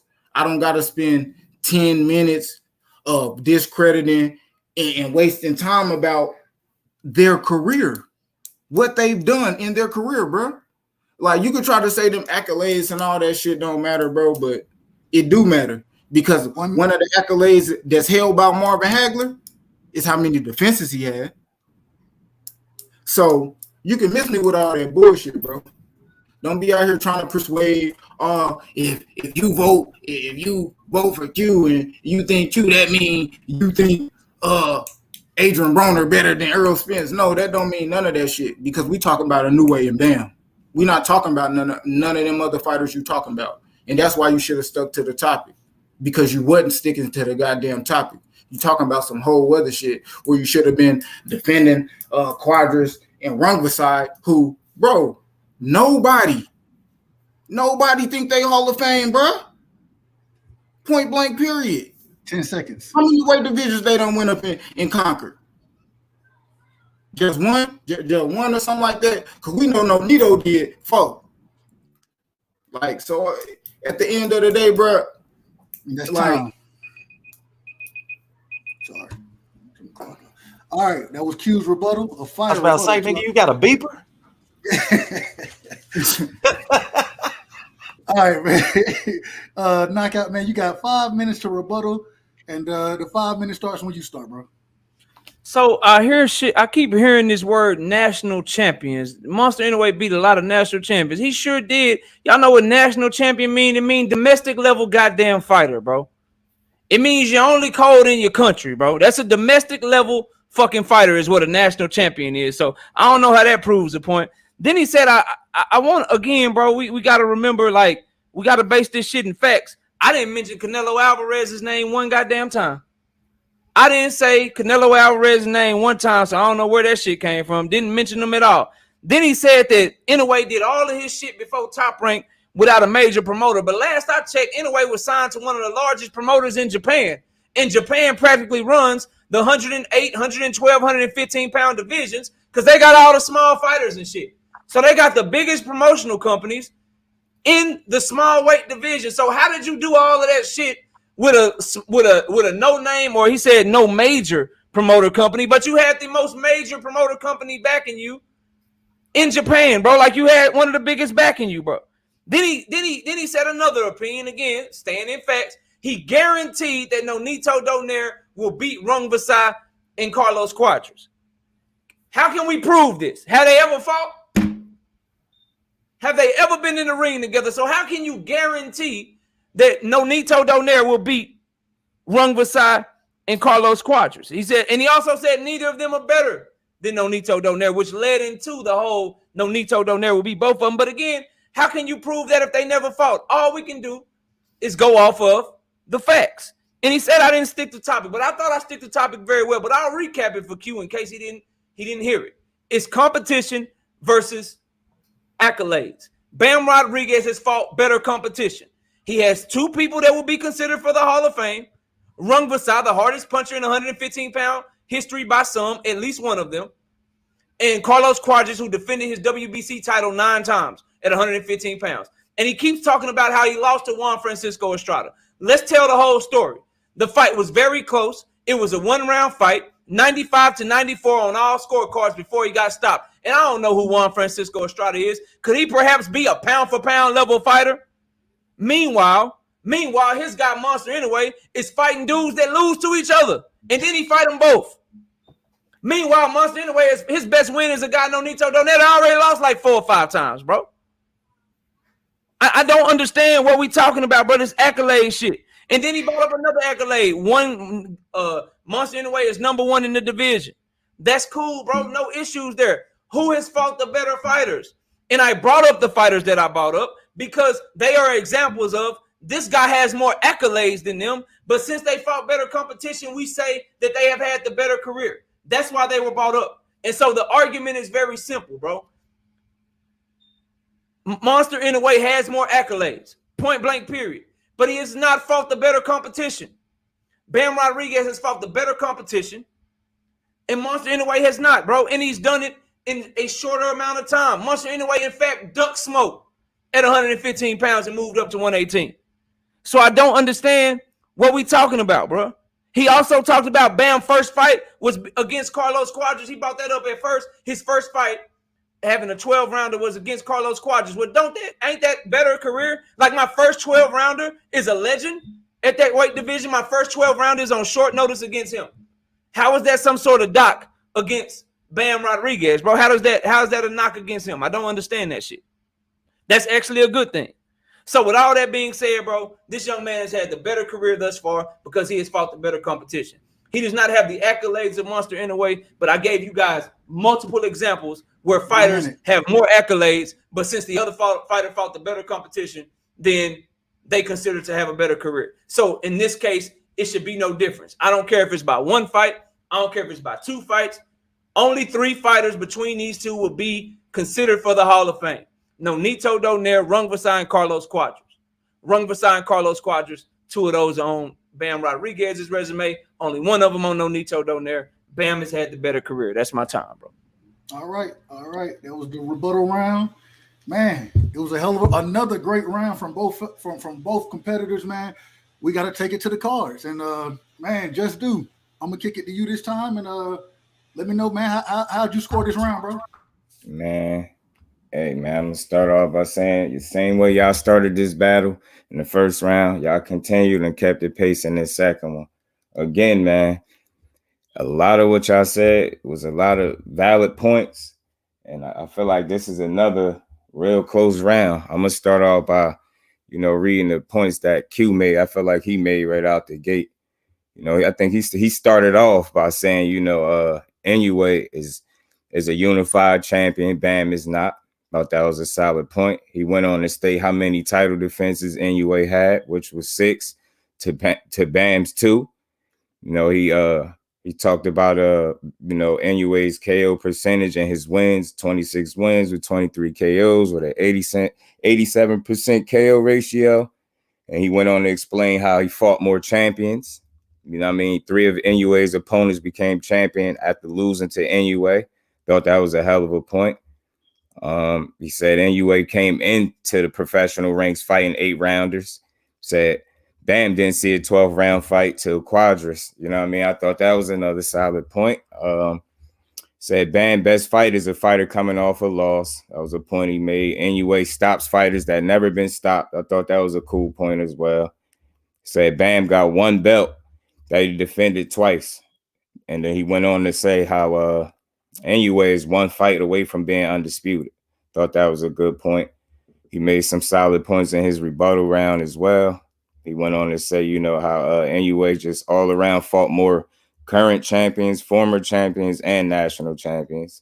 Solid point as well, man. Like I said, he came out swinging. Said he signed with major promoter 2 years ago. So basically alluding to the fact that, he wasn't much of a star until 2 years ago. I'm guessing that was his point. Bam first, he went on to say Bam first 5 fights, was against low-level opposition. That was a solid point. And he went on, like I said, he in this rebuttal round, he repeated that Bam only defended the belt twice. He said Bam is not a number 1 guy in his division. And he went on to explain why he said Bam because of this reason, he went on to say Bam needs to fight Estrada and Chocolatito. And because he didn't fight these guys, he's not the number 1 guy in his own division. Then he went on to say, nobody thinks Rungvisai and Quadras are Hall of Famers. That's opinionated, that's subjective. And for knockout, man, like I said, man, y'all got me taking notes, bro. So understand, I'm trying to read these notes, man. Y'all brought it. So I try to write down what I felt was key to the question at hand. So just so y'all follow me. And, knockout started out by the question was who had the better career so far. Knockout came out strong. He's saying, do you favor accolades over quality of opposition? He went on to say Donaire, Rungvisai, and Quadras are considered Hall of Famers. He said Bam has 2 of those guys on his resume, which is true. And Inoue has the 1. Bam has Rungvisai and Quadras, and Inoue has Donaire. That's true. He went on to say he felt Bam beat the better competition more convincingly. And he went on to state, again, better competition over accolades makes for a better career. I agree with that. That's a good point. He named a number of fighters with more accolades but fought less competition. That was a very key point. Again, he's describing and demonstrating how quality of opponents matter more than accolades. That's just something I could agree with. So I understand what point he was making. Said all of Inoue's fights were in Japan at home. Majority of his fights in Argentina and against subpar opposition. I think that was a key point as well for knockout.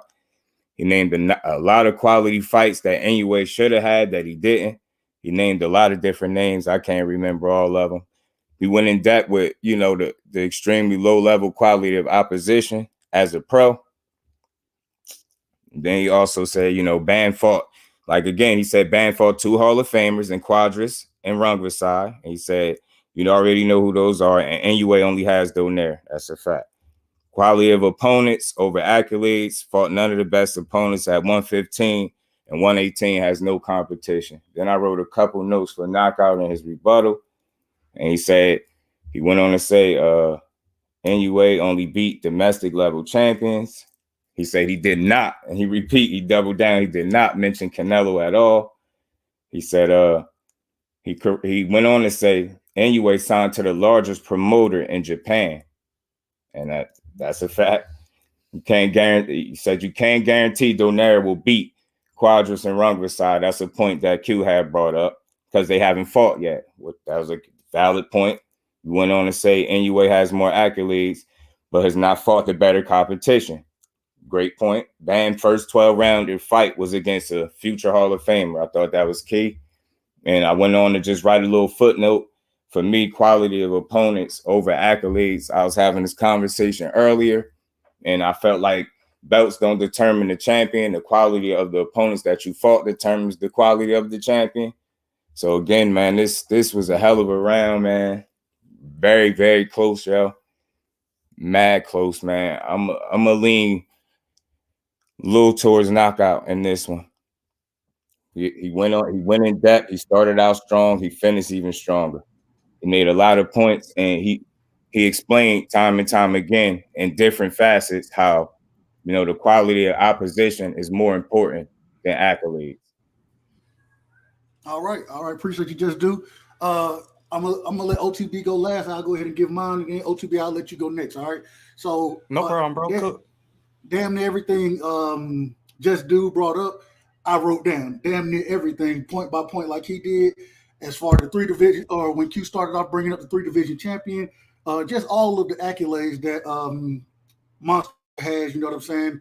The title defenses, the knockout percentage, and just everything that, like I said, Just Do said, damn near is. I don't want to repeat it all because it ain't damn near nothing that he didn't say. I did like the point that he brought up, that Q brought up, that Nonito did stop Ubali, and Ubali is a hell of a fighter in my opinion. So I did like that point. He brought up how anyway he was stopping guys that ain't never been stopped before, which is facts.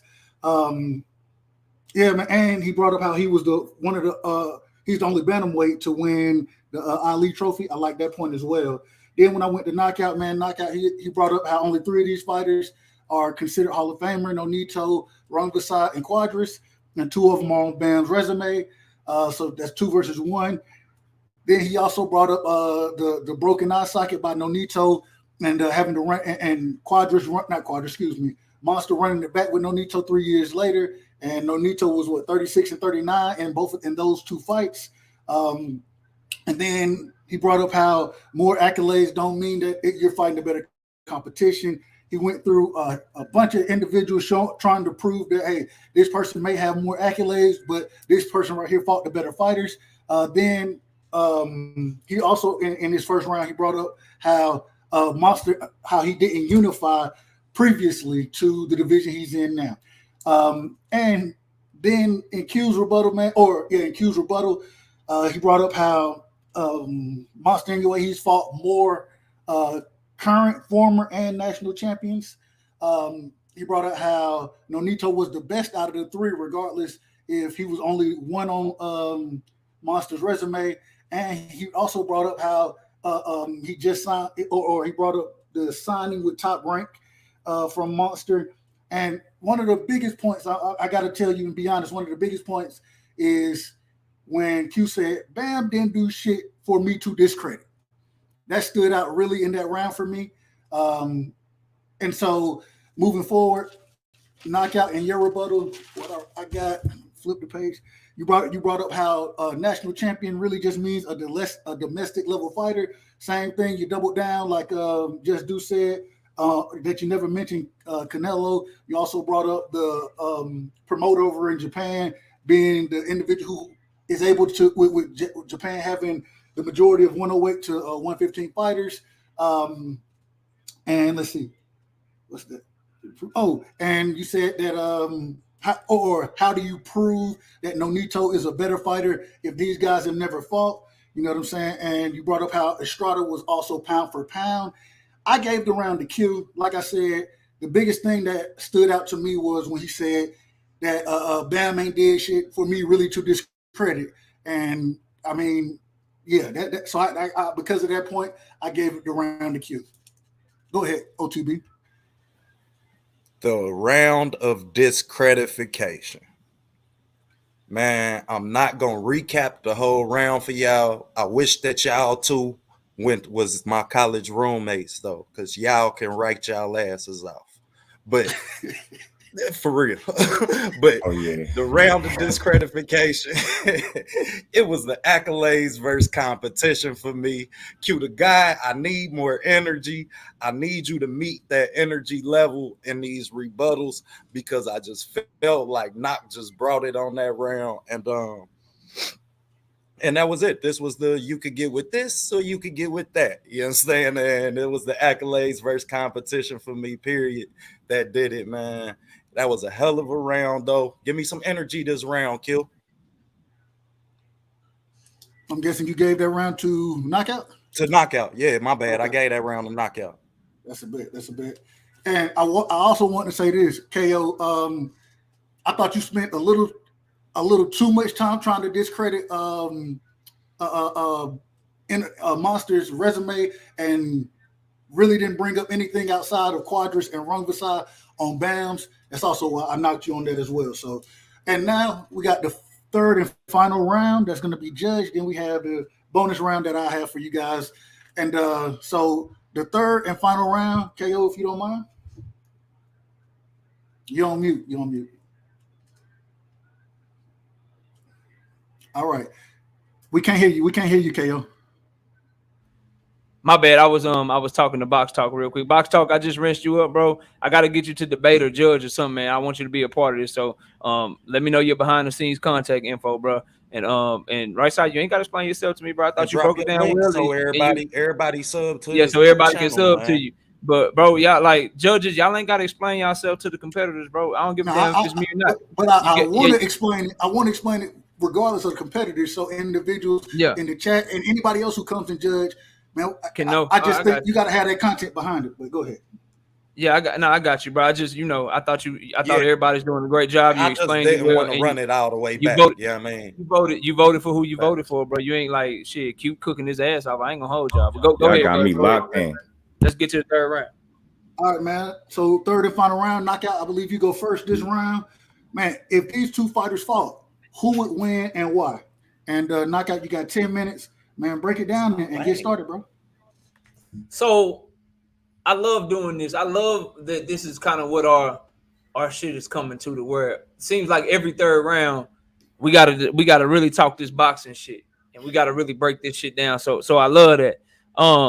I would just ask everyone to understand that if you hear me say something about the eye test, or you hear me say something about the angles, or you hear me say something about the skills of a fighter, I ain't trying to like brag or no shit, but facts are facts. We got a 417-68 prediction record on this channel. So we done did almost 500 predictions and we got 417 right. So if you hear me say something that's opinion based, because this is a hypothetical fight, this is a fantasy fight, just know who you're hearing it from as I get going. So 3 key things, bro.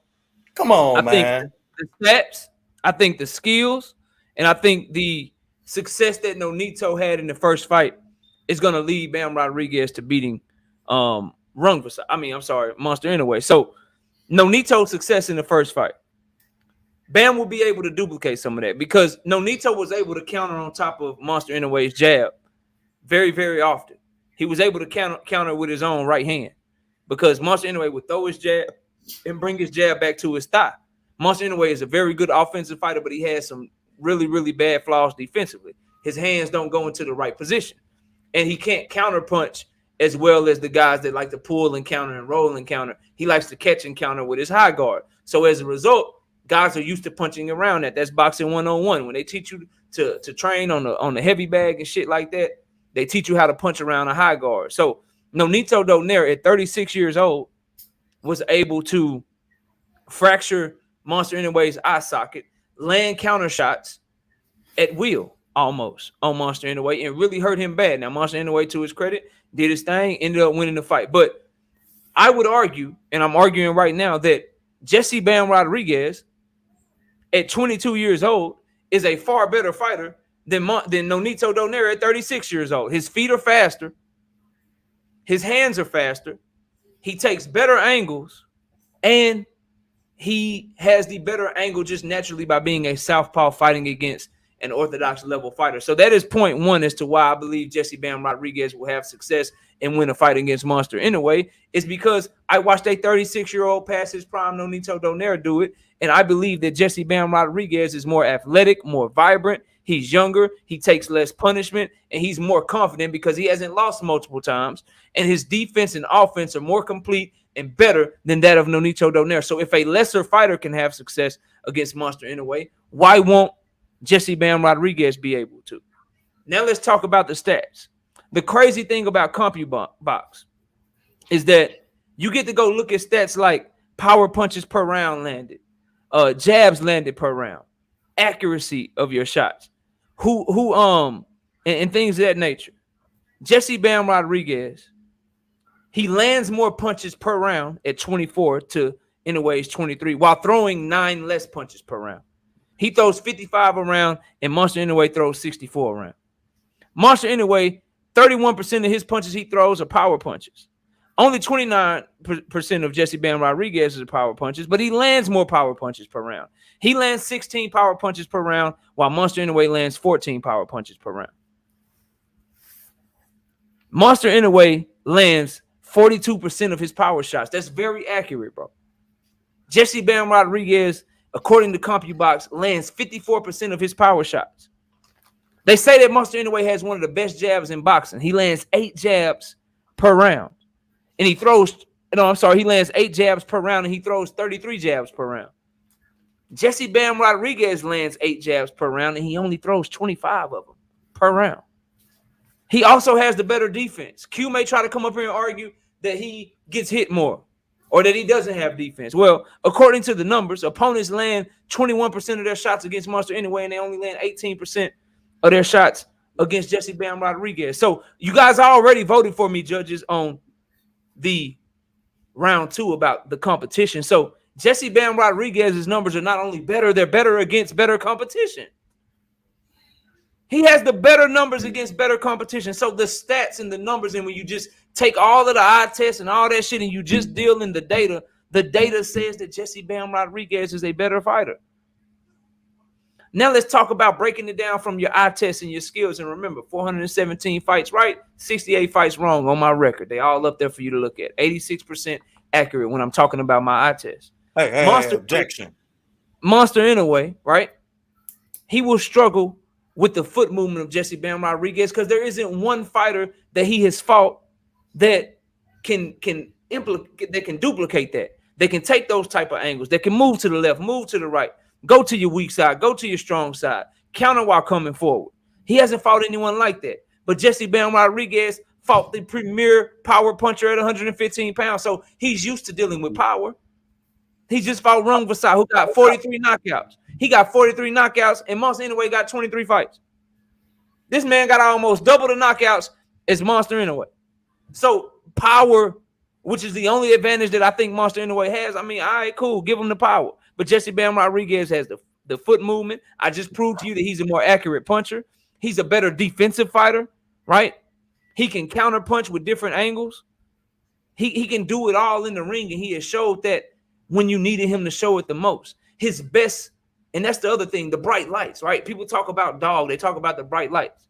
Well, in one of Monster Inoue's biggest fights, he got his eye socket broken, almost lost. In both of Jesse Bam Rodriguez's biggest fights, he turned up when the lights got brightest.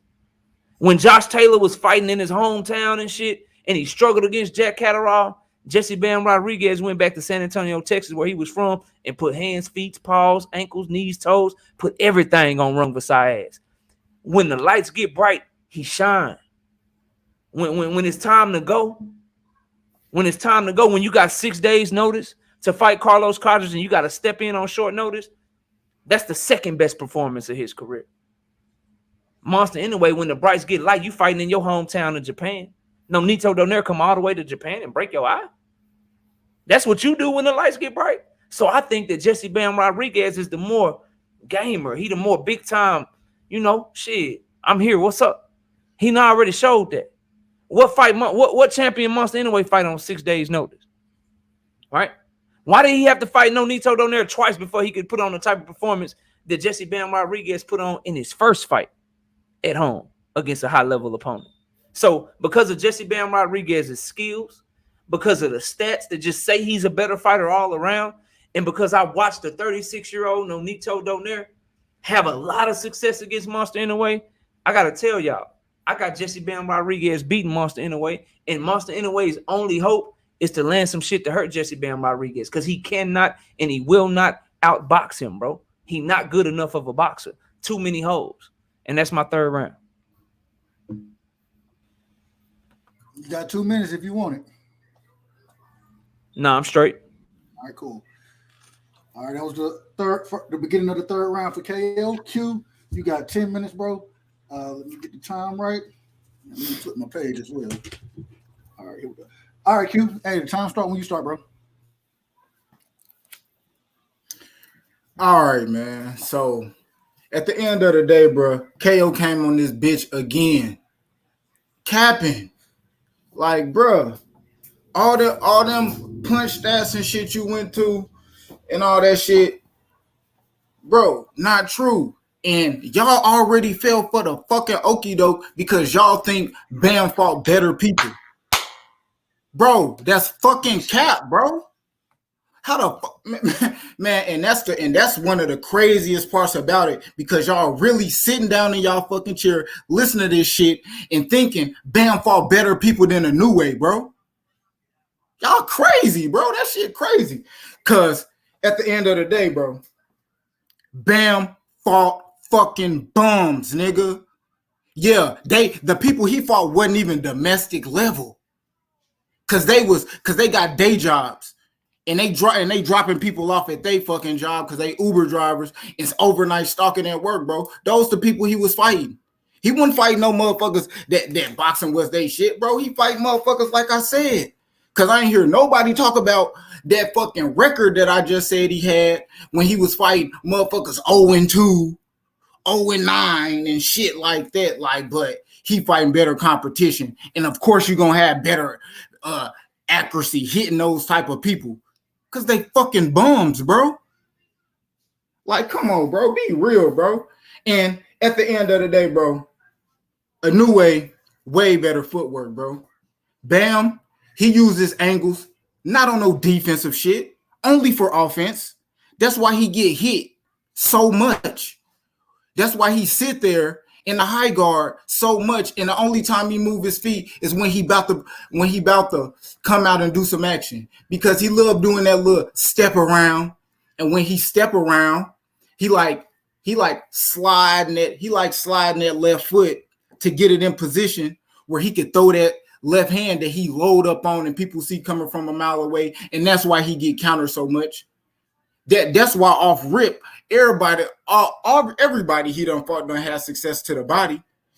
I'm gonna just say the only three fights that everybody done seen him fight, because y'all ain't watched them other bums he fought, because that's why y'all think he fought better competition. Like, come on, bro. So when we looking at the fact that Bam, he don't got better defense, bro. Bam will sit there, he'll bag up, and then he'll get caught up on the ropes. Bro, when you see Inoue, we talking about smart feet, intelligent feet, half steps back, shifting, pivoting off the ropes, throwing counter shots, throwing left hooks. And then, we talking about a punch variety. He don't got a better punch variety. He don't got better inside body shots. From the outside, Inoue a sharpshooter and a tear his fucking ass up. Bam barely over there taking these punches from these 115 fighters, bro. We talking about the power of Bam, and then he keep bringing up Nonito Donaire to try to discredit. But bro, why did he fight Nonito Donaire twice? Because he won another fucking title, and he went and got it up off his ass in 2 fucking rounds. Same thing he'll do to Bam, probably get his ass up out of there, because he gonna get stopped. Bam gonna sit there and let him punch him, because he gonna go to the body, just like Israel Gonzalez. That's real fresh on their mind. He was up in there getting his ass punched on all to the body. Couldn't block none of that shit. And we talking about a guard splitter, bro. Inoue got that vertical jab. He shoot that bitch straight through your guard. Throw you off position. You gonna swing. He gonna slip and counter your ass. And it's only gonna take one shot. Cause Bam barely taking them shots from these 115 pounders, bro. He don't got power like that. Bam uses angle. He uses angles and hit you with shots that you don't see to get you off balance. We ain't seen Bam hit nobody and knock their ass up off their feet with pure power. Inoue do that. The jab setup combinations. He used the jab to apply pressure. The balance jab. Bam be falling over his fucking front foot throwing the jab, bro. Hopping down on his front foot throwing the jab. Man, Inoue throwing that jab, weight on the back foot. Boom. Throwing that bitch, putting himself in position. Always there to counter. Going in and out. Getting from offense to defense. Because people will love to say, and you said it, that he got better defense than Bam. The fuck if he do, bro. When Inoue and Nonito Donaire was fighting, bro, Nonito Donaire had good success because he has power. He was able to go up to 126 and do damage, but until he ran into Nicholas Walters. But I think I talked to Nonito Donaire and he said the hardest puncher he ever felt was Inoue. He ain't never felt no shit like that. And you could tell by the way he was getting knocked up and down that motherfucking ring, got turned to a goddamn pack. Like, come on, dog. Man, Bam ain't coming like that. Bam got be caught off balance. When we talking about Inoue, he's always on balance. He always in a position to throw. Even when he hop and throw that hop and lead jab. Or he throw that hook. Bro, when he land, his feet still there to throw that punch. When Bam do that shit, he always got to slide and maneuver. And Bam come very predictable because he does that. He uses the same angle. He might go left. He might try to do it and go right, but he ain't have that same type of success in this last fight because he had a guy that was turning with him. And he didn't get them off balance shots where he got him. They caught him by surprise. So we ain't see that power, bro. Because it ain't there. And he was in that bitch getting touched. Bam be in that bitch going to wars. All these fights or I'm going to just say, the last 3 fights that you keep mentioning and you done seen, bro, he left up out that bitch bloody nose and all. Getting touched up. Quadras couldn't miss with that motherfucking right hand. Left hand, you hit. I seen Bam hit with every fucking punch you could throw, bro. And you talking about a new way defense? Motherfuckers don't even be having a chance before they get their motherfucking guard split and knocked out. And a new way, he don't just use that high guard. He used that Philly shell because he slip a lot of shots and he throw a lot of, and he used that jab and he used that vertical jab and he used that power jab to get people offset and off their feet. So no, he just don't come through with no high guard. Like, come on, man. It's a different type of ball game. Like 12 out of the last 13 of Inoue fights, he done stopped their ass, bro. Like whether that's 115, 118, bro, he's stopping shit. Bam ain't moved up to 115 stopping shit like that, bro. And he's not going to start. Like, come on, man. We already know what type of shit did he blink. And in a new way, he established that body attack real early. So Bam going to be feeling them body shots real early, slowing them down. He going to move away, covering up. And one thing Bam do, like I said, he very predictable. And you can't be predictable against no guy like Inoue. Like when Bam get touched by these shots, he don't always move here, put the high guard up and lean forward on somebody like how he was doing Rungvisai. Like, bro, you can't do that. You can't do that shit against Inoue, bro. You gonna get your ass lit up like a fucking firecracker on the Chinese New Year. Facts. Like Bam can't withstand that, bro. You talking about somebody who got power, and I'm pretty sure if he go up to 122, man, that power is possibly gonna carry because he pound for pound one of the hardest punchers in the game right now, bro. Now Bam, bro. Like we're gonna go back to him being off balance, bro, because he get caught off balance a lot. And you can't be getting caught off balance with somebody like Inoue, who's always in a position to punch. Even when you think you're going to go in, like we were saying, like you keep bringing up Nonito Donaire. So if you go watch Nonito Donaire when he was leaning in with them jabs, and 1 minute, it was probably only a couple times in that whole entire fight where Nonito Donaire was able to hit him with a combination. Every shot he threw was one. Single shots. Even though he was throwing combinations, he couldn't get that shit off on the new way because he kept moving, kept them feet moving, kept that head moving off the line, even though it's subtle. Bam, keep his fucking head on the line, bro. That's why he get hit so much. Like, come on, man. It don't equate. Now, when we talking about like them actually even starting it off, like Bam, 15 seconds. Especially when we looking like the development and potential, bro. I don't think he even gonna be ready and developing in the type of monster that like Inoue is, bro. Like right now, even looking at him, bro, at 115, bro, they talking about he might need to take his ass down to 120. That's time. That's time. Now that's how you draft. That's how you draft, goddammit. My bad, y'all. Oh shit. All right, man. We going to the rebuttal round, man. Let me flip my damn. Right, y'all got me taking notes like a motherfucker out here, bro. Y'all got me taking motherfucking notes out this bitch. All right, here we go, man. KO, man. You got 5 minutes for your rebuttal. Let me get the time right. All right, here we go. Hey, man, the round start when you start. So he started off his round saying that the punch stats I gave were all cap and not true, and basically accusing me of lying, but they're all facts, bro. Like, I can't help what the numbers say, bro. Like, people don't like data, I guess, no more. Like, the shit is fact. So that was cap, bro. Saying that I'm capping about some shit that's factual makes no sense. Off the rip, you already lost that shit, bro. Then you said that Bam get hit so much and he ain't got no defense, and that Monster Inoue got better defense than him. Well, if Monster Inoue got better defense than Bam Rodriguez, how come he get hit more? By the numbers, bro. Like, what are we... Like, sometimes, bro, I don't know what people be saying to me sometimes, bro. Like, make that shit make sense. Bam Rodriguez get hit too much. Monster Inoue got better defense. But the numbers say that Monster Inoue get hit more. I don't understand what we're talking about. Inoue got better punch variety. But it didn't explain the punches. See, I don't understand how you can have better punch variety. Somebody explain to me when you've seen Monster Inoue take an angle to the weak side, pivot to his right, and land an uppercut and knock a dude halfway across the ring. Because I watched Jesse Bam Rodriguez do that. I watched him do that. Then he brought up the Israel Gonzalez fight like somehow that meant that Jesse Bam Rodriguez got exposed in that fight. What I saw was a fighter who proved he can fight at mid-range and inside.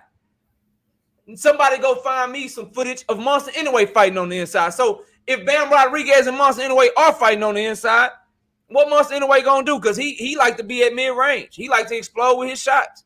So I saw Bam Rodriguez, who again supposedly gets hit too much, but he get hit less than Monster Inoue. I saw him do his damn thing in the Israel Gonzalez fight and fight on the inside. So I don't understand that. Then he keeps bringing up power, and he said something that's totally capped. Bam Rodriguez can barely tank punches from 115 pounders. All right, cool. Which 115 pounder put Bam Rodriguez on his ass? Zero. Which fighter hurt Bam Rodriguez?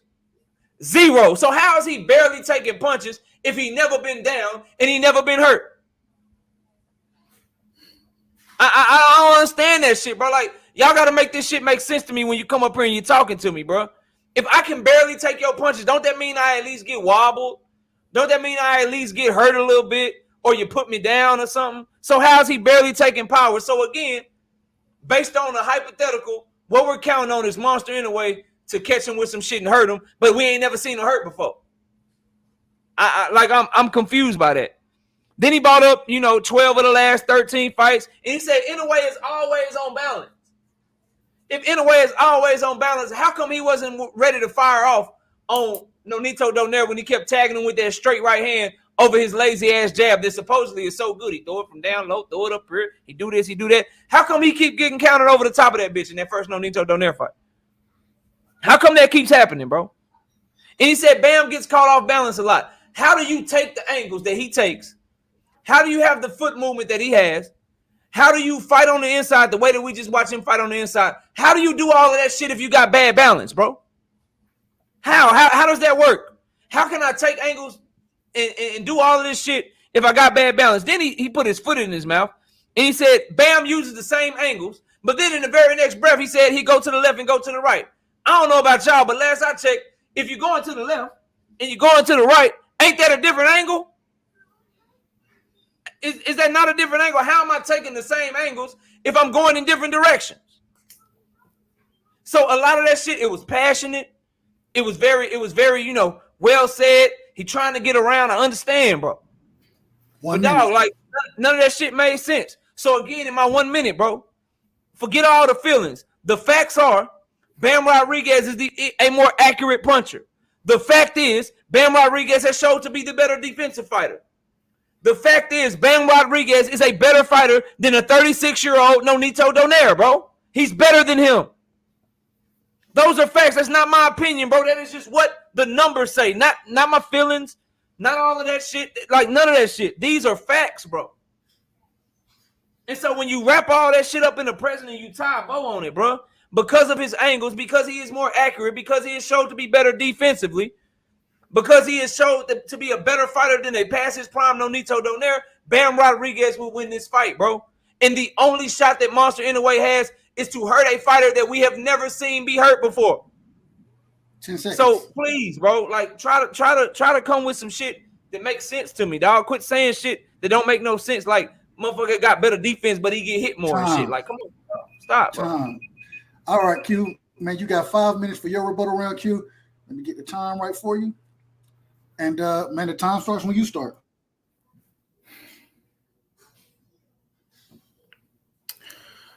Are you there, Q? Okay, bro. Yeah, I'm here. Okay, bro. I'm gonna let you know.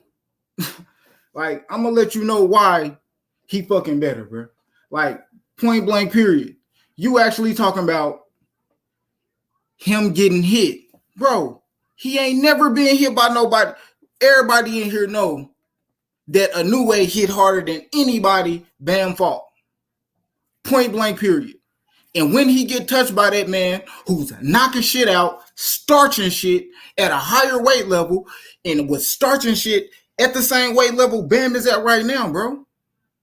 Like, be serious. And we talking about taking the punches, and I was capping about the angles. Bro, when I said he does the same shit, that means he's fucking predictable because he does the same shit. If you throwing the same punch, if you keep loading up that same punch, bro, I'm gonna figure it out and knock your ass out. Like, come on, how hard is that to understand? And he'll be coming at him orthodox, and it's not like we ain't never seen a new way switch. He is a switch hitter, and he can do it very well. Show Bam a whole nother angle that he ain't seen. Like, come on and knock his ass out, because that's what's gonna happen, bro. Bam, yeah, he taking these goddamn punches from the guys that he was fighting. Bro, before he fought Quadras, like I said, bro, he fought 14 bums. Point blank, period. And that's some shit he ain't never addressed in round 1, round 2, or this one. All them fucking bums he fought. And you ain't better just because you fought 2 guys that you think is better. Bro, I fought way more champions who better right now. Like, what we talking about? Stop living off that past shit, because everybody know Rung Visayas was old, flabby, and sick. Get his ass the fuck out of here. Motherfucker ain't fought in 15 months and come out there to a motherfucker hometown. What you think gonna happen? Well, how you think the zone gonna move him? How you think them people they gonna put him in there he gonna look against? But that's different when the people you fighting, you ain't picking because I'm just fighting their ass because they got the goddamn strap. And he doing more damage. Man, come on, bro. Bam get out this bitch getting hit clean across his shit. Clean. And the only person that you brought up of him getting hit by is Nonito Donaire. And he got his eye socket broke by Nonito Donaire. But you see, he won that bitch unanimously. And bro, he knocked his ass down twice after that. Once to the body and once to the goddamn head. So be real, bro. Like that shit, it's a whole different ball game. It's a whole different ball game when he get in there because he ain't fought nobody like that.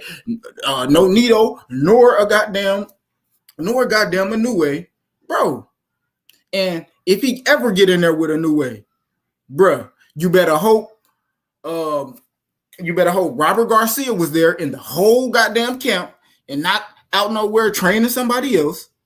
You better hope he came with his shit, because if he come in there being predictable, if he can't do no work on the fly, because bro, he's not gonna be in there flipping and using angles and making a new way look like he a foot in the sand fighter. No, bro. A new way don't fight like that. People ain't catching a new way with his feet stuck in the mud because he the one moving. He the one dictate the pace. He the one dictate where we at in the ring. He the one throwing them counter shots.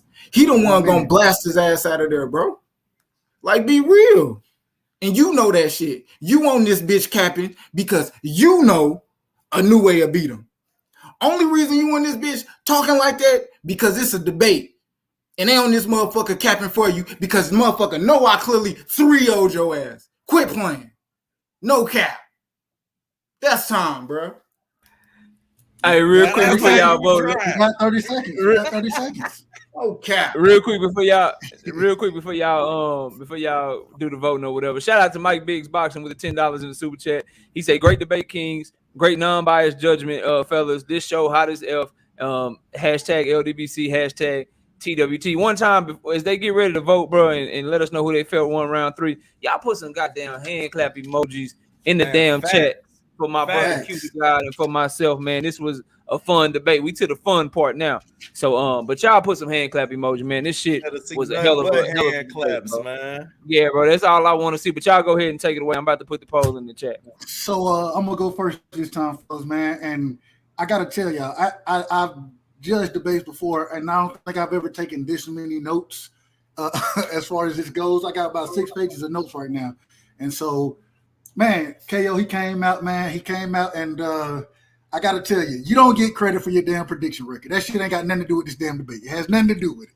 And so, thank you, bro. Nothing to do with this, bro. Quit doing that shit, nah. Quit doing that shit. Man, but okay, so you came out and you brought up the success that Nonito had with the jab. You brought up the success he had. Or he had against the high guard, being able to throw around that high guard, how it's being taught in the gym. It was interesting. You brought up faster feet, faster hand, better angles. And this is why I say don't bring that record back up, because if Q can't bring it up and we're going to call that opinion, then I have to call that opinion from you as well. Just the facts.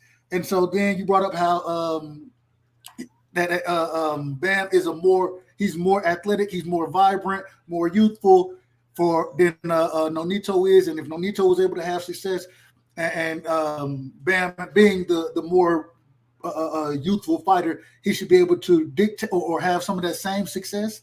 Let's see. You brought up how Nonito is a lesser fighter than Bam as well.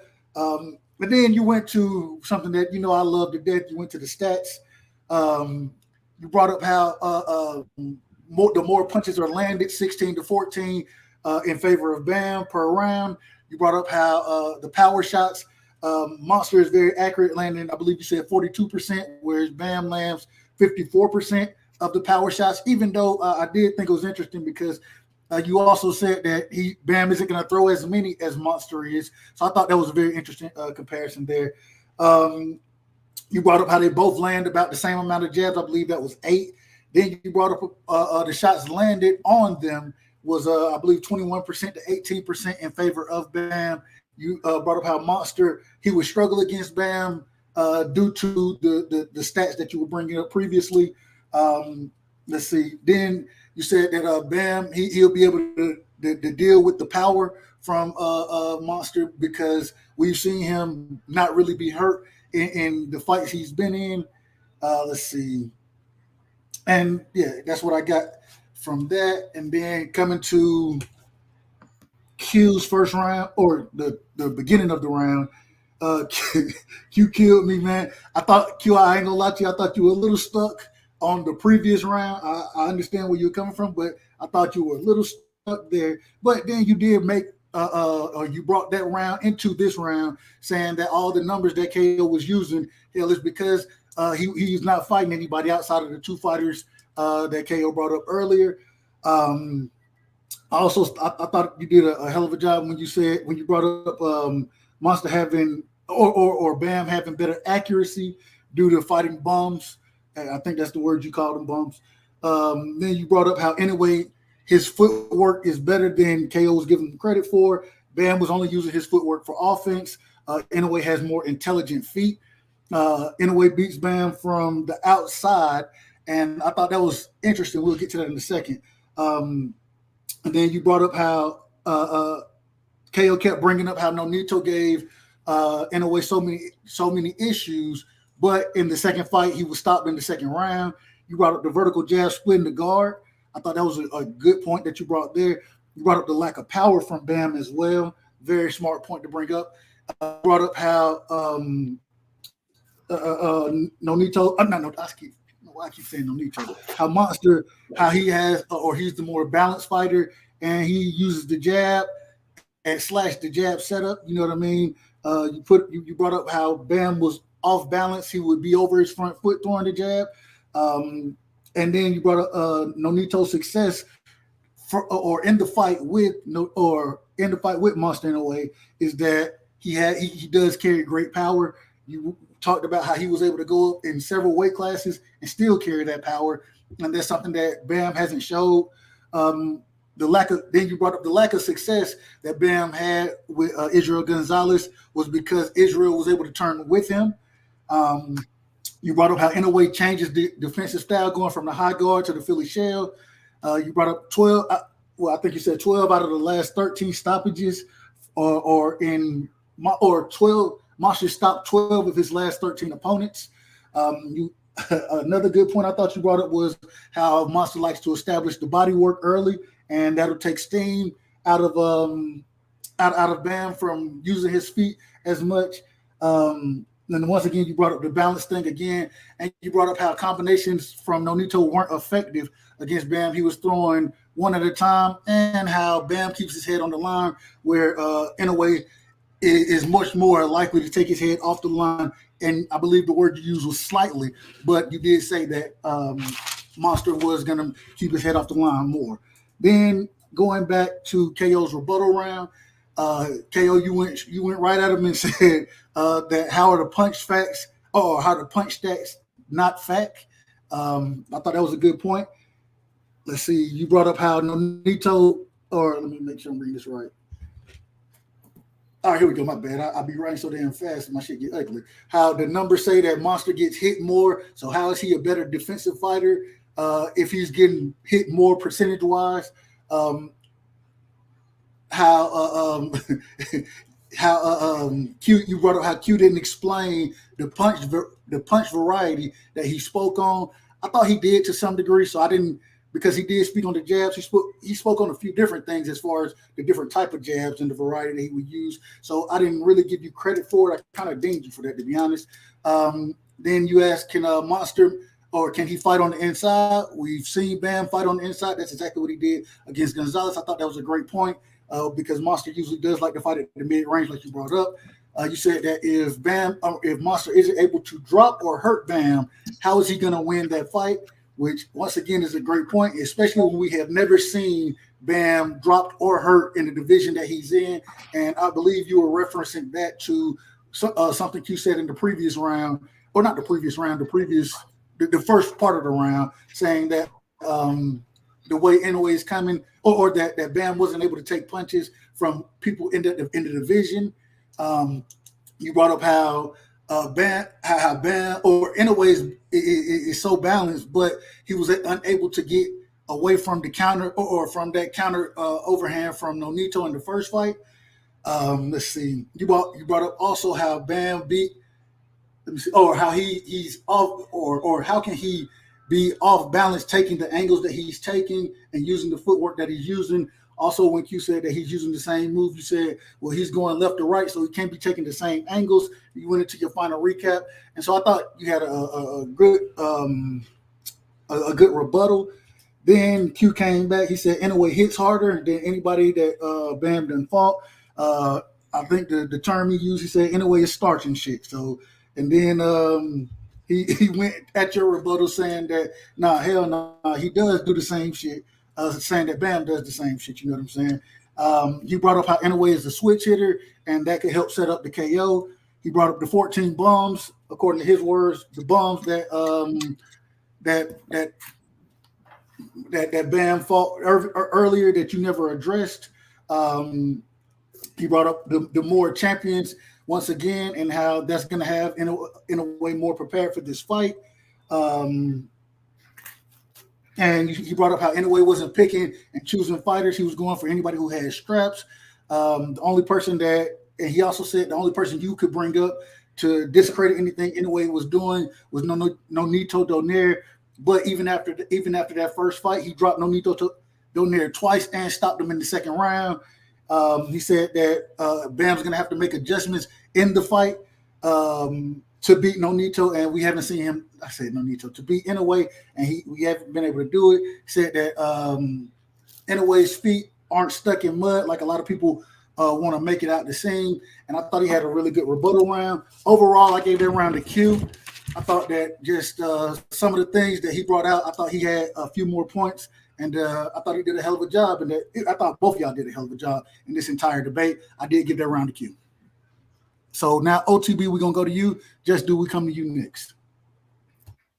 I enjoyed this round, man. And Q, that's how you drag, goddammit. That's how you drive. I felt like I dinged you for saying that he will work off his jab. Saying that Inoue worked off his jab, he only throw 8 around. I feel like that's really a deficiency within his fight, within his fight technique, as well as you said that he had subtle head movement, and him actually staying on the line is what got his eye socket broke. And for knockout, what I really wanted to hear from you, Q, was when you alluded to him leaning over his front foot was Bam running out of gas. And that's what will provide Inoue the power shot that you alluded to that would be there, because we have seen Bam run out of gas before. For knockout, it was the feet for me. It was the 54% power shots.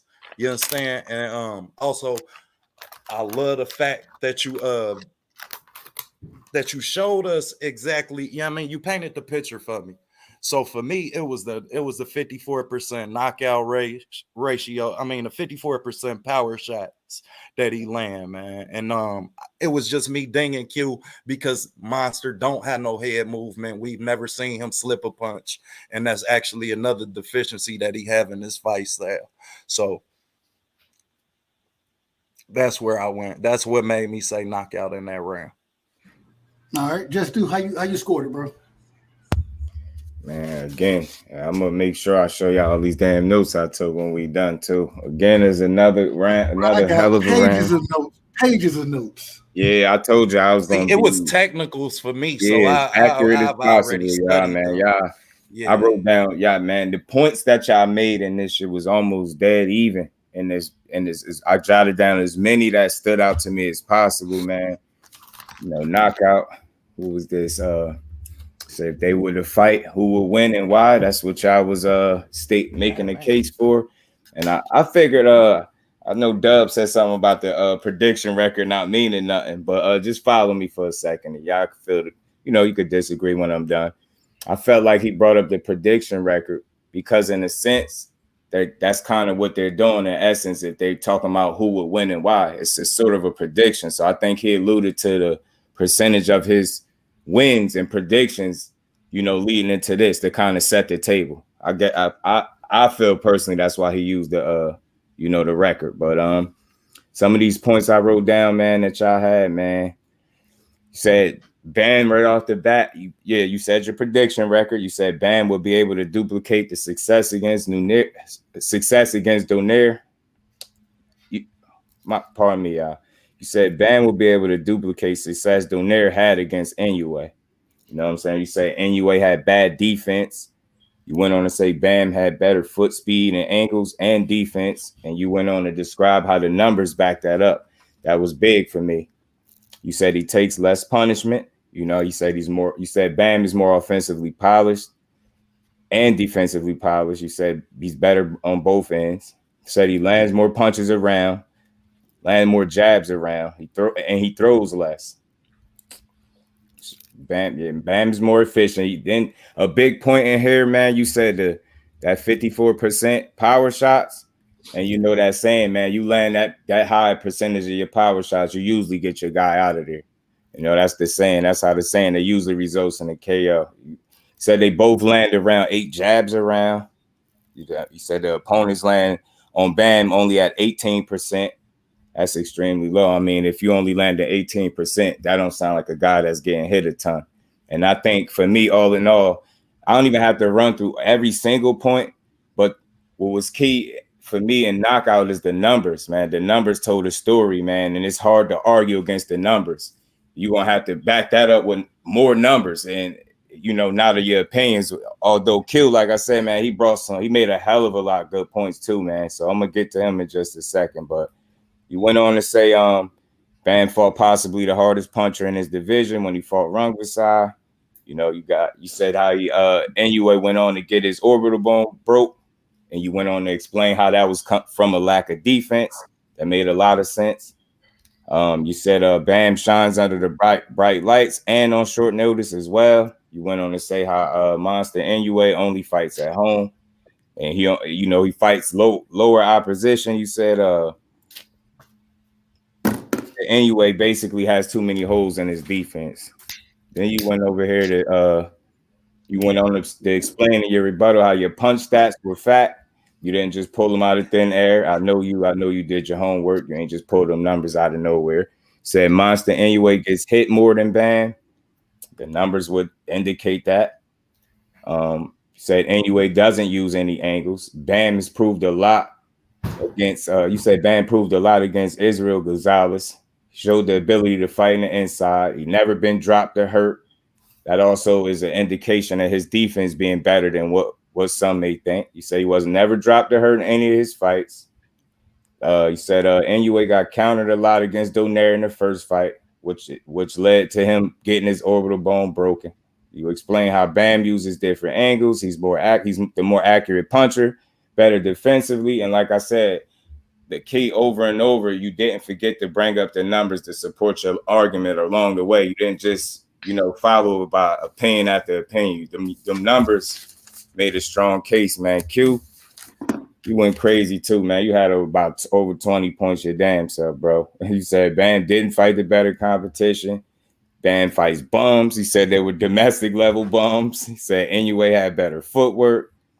Bam only uses angles on defense, not offense. That's something you said. You said Bam loads up and gets hit a lot.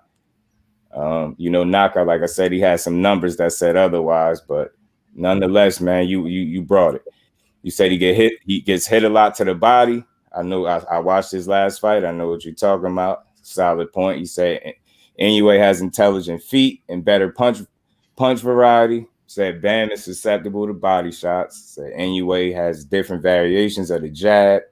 You know what I mean? You explained how he uses the jab. You know what I mean? He went into detail. You said he's the hardest puncher Donaire faced. Hardest puncher Donaire faced was Inoue. You say he always in position to throw punches. You went on to talk about his balance and things like that. And like I said, you said Bam got hit a lot in his last fight, indicating that he had, limited defense. Say he had more.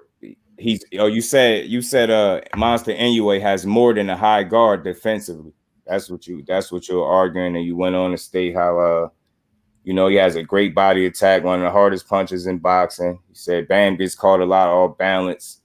You said his angles, he's very predictable when he uses his angles. Said Bam keeps his head on the line. I feel like Monster keeps his head on the line. just a bit more, if we're being honest. And you said Monster stopped 12 of his last 13 opponents. That was numbers was big because that's a fact. I mean, that shit was man, yeah, that shit was dead even, man. I'm gonna show y'all these notes too, so y'all know, man. I edged that by knockout by literally. Hell nah, you can't call it even. Just you got to pick somebody. I ain't say I picked even.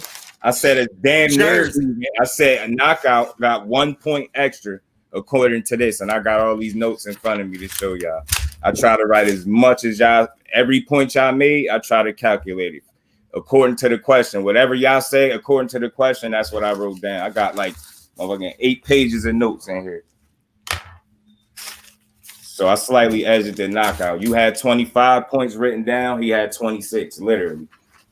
And Q, you won the chat. Shit, Literally, I think it looked like you won in the chat. Q got the chat.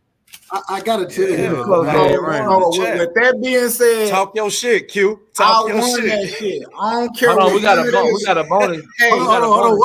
Wait. We got one quick bonus round. One quick bonus round. I'm sure right side the energy. I'm sure right side I docked you. He gonna make us go back and forth, and you'll be able to talk your shit, bro. I'm pretty. I know right side pretty well, bro. Go ahead, right side. We listen. And shout out real quick, bro. Everybody in the chat, man. Before we do the bonus round and have a little fun and shit. Everybody in the chat, bro. Go subscribe to Just Do Boxing. Go subscribe to the Lost Art of Boxing the Lab, my brother Q the guy. Go subscribe to Dub Right Side. Go subscribe to OTB Boxing Class, bro. Do not get it twisted. These minds up here, bro, some of the best boxing minds that you're gonna find on YouTube, and they keep it real, bro. Like, we ain't got to see eye to eye, but it's all respect and it's much love to these brothers, bro. And I want to support them. So they are participating in this, man. They spending their time with us. Please go subscribe to their channel, dog. Like, I can't impress it upon you enough. If we're going to get more and more people to participate, you have to sub to their channel. You have to check out their content. You got to go over to Q when he go live, because he had a great live this morning cooking on Keyshawn Davis and fucking Shakur Stevenson and the energy between Devin Haney and shit. And we need more people in there, bro, to support him, dog. Like, it's people that's really doing great work out here, dog. And those are the people that we want to highlight. So I think that shit need to be said. I think we gotta support each other, bro. Otherwise, what are we doing this shit for? But go ahead, right side. We listening, bro. Give us the bonus round, man. All right, real quick. And if you don't know, man, we had a great show last night with 817, man. He did his thing. Man, y'all make sure y'all check out the Rocking with Right Side, man. Q, he done been on there. Knockout done been on there. OTB done been on there. Just Do, we trying to get the brother on there as well, man. And we just trying to get to know the family, bro. That's all we doing over there. And it's always a good time. It's always a good time. Man, so hey, real quick before you do the bonus round, Aisha, everybody that's up here, if you go to the description of my live, all of their channels is pinned in there, bro. All of their channels is in the description to this live. So all you got to do is click that link. It'll go to each person's channel, and you can subscribe to them. All of their links is in here, bro. Every single one. We got Q in there, Just Do, OTB, and Dub Right Side. You'll see all of their stuff right down in the description of the live. And of course, feel free to subscribe to your boy Knockout if you haven't already too. I got an echo, y'all, from somebody. And you can do it while the show on. Facts. Go ahead, though, Right Side. Let's get this bonus round so we can get everybody to their night, bro. Man, I ain't gonna let y'all just, and Q, you can talk your shit all you want to. I ain't got no problem with that, bro.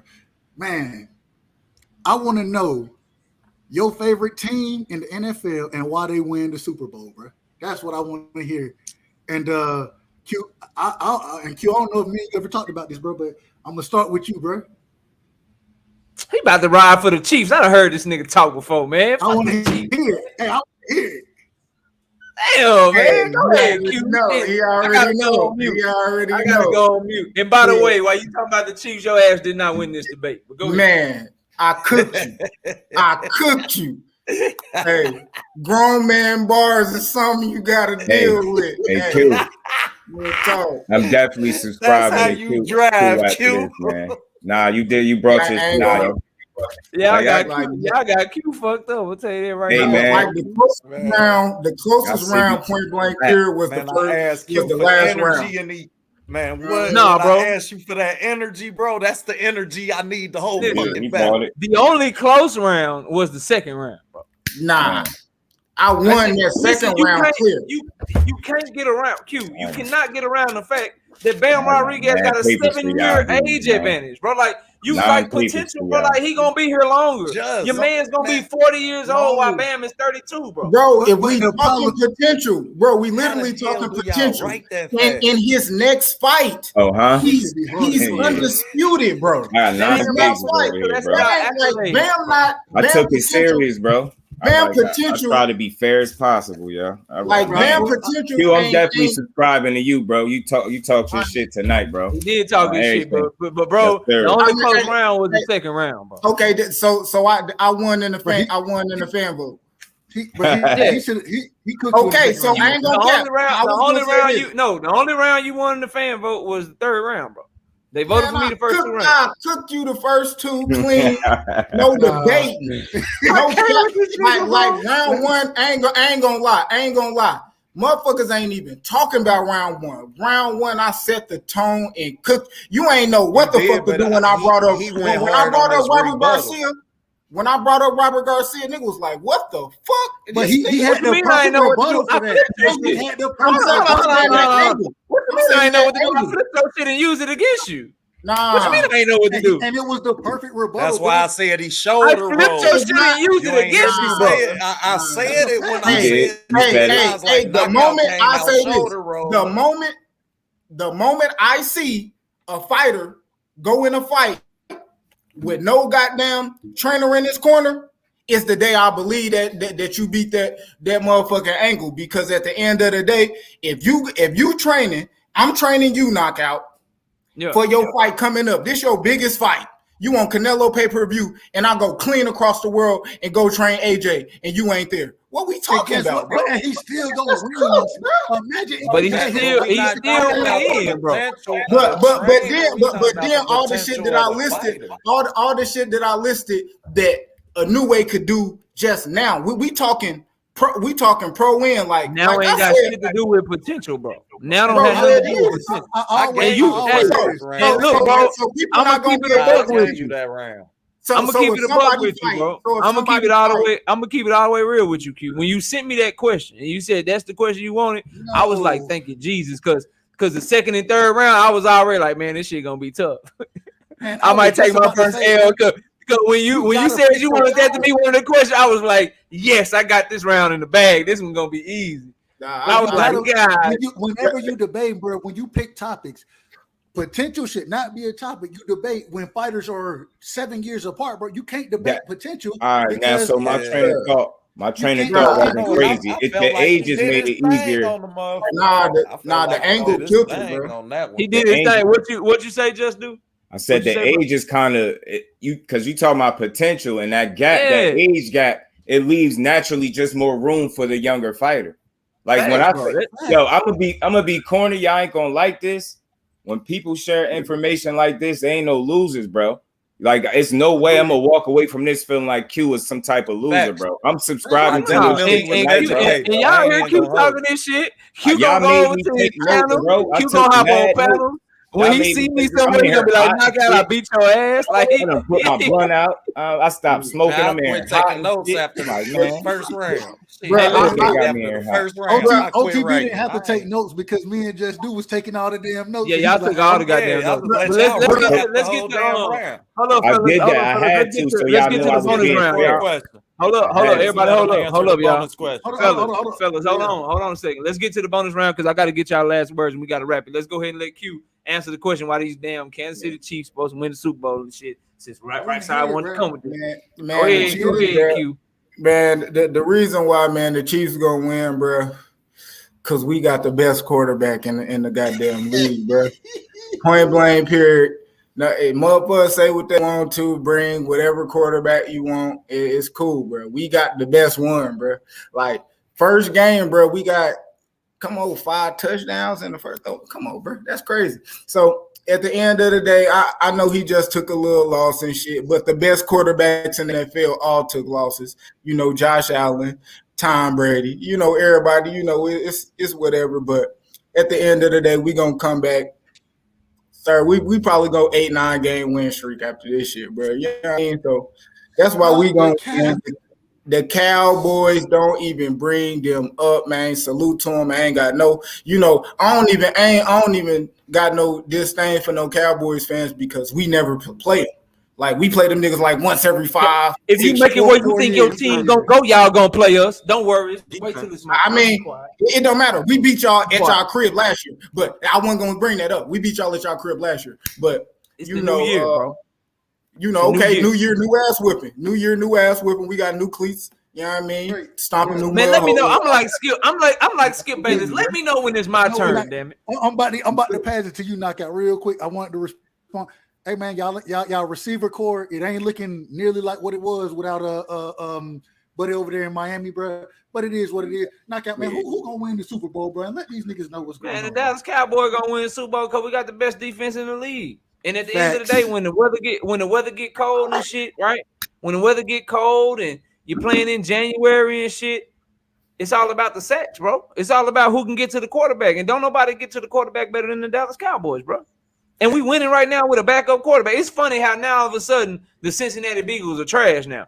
Y'all notice that the Cincinnati Bengals are trash since the Cowboys beat them. Like all of a sudden, the team that went to the Super Bowl last year, they trash now. They can't play no more. You know what I'm saying? And you know what, man? I ain't gonna take your wrench, but don't A1 who's on. Don't you owe me some push up? Where's glove up boxing at, bro?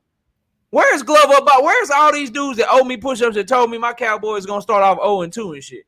Where y'all at? But anyway, we're gonna win because of our defense. Dak is gonna come back. He's gonna learn a lesson from Cooper Rush. He's gonna be safer with the ball. Kellen Moore has learned that we got to run the ball first. So we're gonna run the ball, play solid defense, get our sacks, get our takeaways, and Dak is gonna do just enough to win, except for he's more experienced and he's better than he was in 2016. This is like the 2016 Dallas Cowboys with a better goddamn defense. That's what we are. And they just put Jason with Peters Cooper Rush. Tackle, you bro. really think Cooper Rush is going to hold a Super Bowl trophy? Them niggas trash, OTB. Cooper Rush is going to hold a Super Bowl trophy. Dak is coming back, OTB. And we started off 0-2 last year, and we went to that Super Bowl. And I also want to tell you this. Super Bowl go through Cincinnati. Y'all remember hold on, OTB. What a mute, but mute his ass. Mute his ass now. Yeah, let me mute this dude. We ain't talking to you. I also got to tell you, we gonna run the ball, and Tony Pollard, he gonna be getting more carries. And y'all gonna be all right when Tony Pollard, when he get 1,000 yards this season. Zeke only have, respectfully to Zeke, Zeke gonna have 7 touchdowns and 800 yards rushing. Tony Pollard gonna have 100. Man, I realize we ain't got Gallup, we ain't got James Washington. Our quarterback is out. Dalton Our starting safety, J-Ron Curse, is not playing. Our starting tight end and franchise tag player, Dalton Schultz, is tight end. Like, bro, y'all better hope that we don't get healthy, bro. If we get healthy, we a problem. I gotta wrap it up, y'all. Let's get everybody last words. I'm gonna go to Just Do first. Just Do, let everybody know where to find you, bro. Let them know when you're going live. Y'all go subscribe to my brother Just Do. But Just Do, give your last words, and thanks again for participating tonight, man. Man, you already know, man. I enjoyed y'all going head to head, man. Y'all showed y'all asses tonight again, man. And just to double down on what I said, you share information like that, and y'all, it's like two fighters getting in the ring, raising their levels. That's what y'all did tonight. Q, I'm gonna be checking for you, bro. I'm gonna be tapped in from here on out. As for the people, salute to everybody in the chat. All my bros on the panel, man. Y'all can find me right here on YouTube, Just Do Boxing, every day. Just if you sub, turn them notifications on and stay tuned, man. I'm always doing something. Already, bro, man. Shout out to you, man. Go enjoy your time with your family. I appreciate you, bro. All right, Brodies. All right, let's go to OTB. OTB, give your last words, man. Let everybody know where to find you, bro. Man, salute my brethren. Y'all definitely put on, man. I gotta say that, man. I'm a fan of both of y'all already. So shit, I definitely was more than entertained. You know what I mean? And I'm proud to be a part of it, man. I ain't even gonna hold you. Y'all know where to find me at. OTB Boxing Class.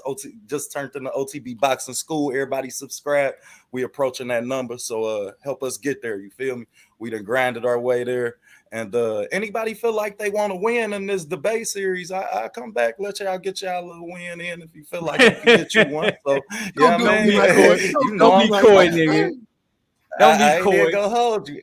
Anybody feeling like they want to get their first win or they want to get another win? You know what I mean? OTB open, but salute to my brother. He's saying that Knockout. shit because he trying to get y'all ass. He all right. Go ahead, you call him out if you want to. Man, shit, we He gonna wants keep some more coming back. smoke. If we go 1-49, man, we'll be back. Just know that, man. We'll get our ass whooped and not He'll get come back mad for a little outside. bit, but So then he'll be come back. He'll outside. get mad for a little bit, then he'll come back. Yeah, I'm gonna be mad. Yeah, I mean, I'm gonna have my Anthony Joshua moment. You know what I mean? But my family know they know me. They know my heart. So I appreciate y'all, man. I appreciate You sound like your boy Terrence Crawford. Y'all don't know Bob Hart. Bob know my heart. Bob know Man, my what? heart. But hey, when man, come on, man. Y'all know who my nigga is, man. Shit. Already, bro. But man, I appreciate you. Bro. Long as it ain't a debate about that, we open to it. And y'all did y'all thing, man. Once again, Thanks. I salute y'all Thanks. all the way, man. I was more than I learned something. You feel me? Whenever I could come up here and learn something, I appreciate it. So the chat for showing up. Appreciate the chat. Appreciate you, sis, Miss Knockout.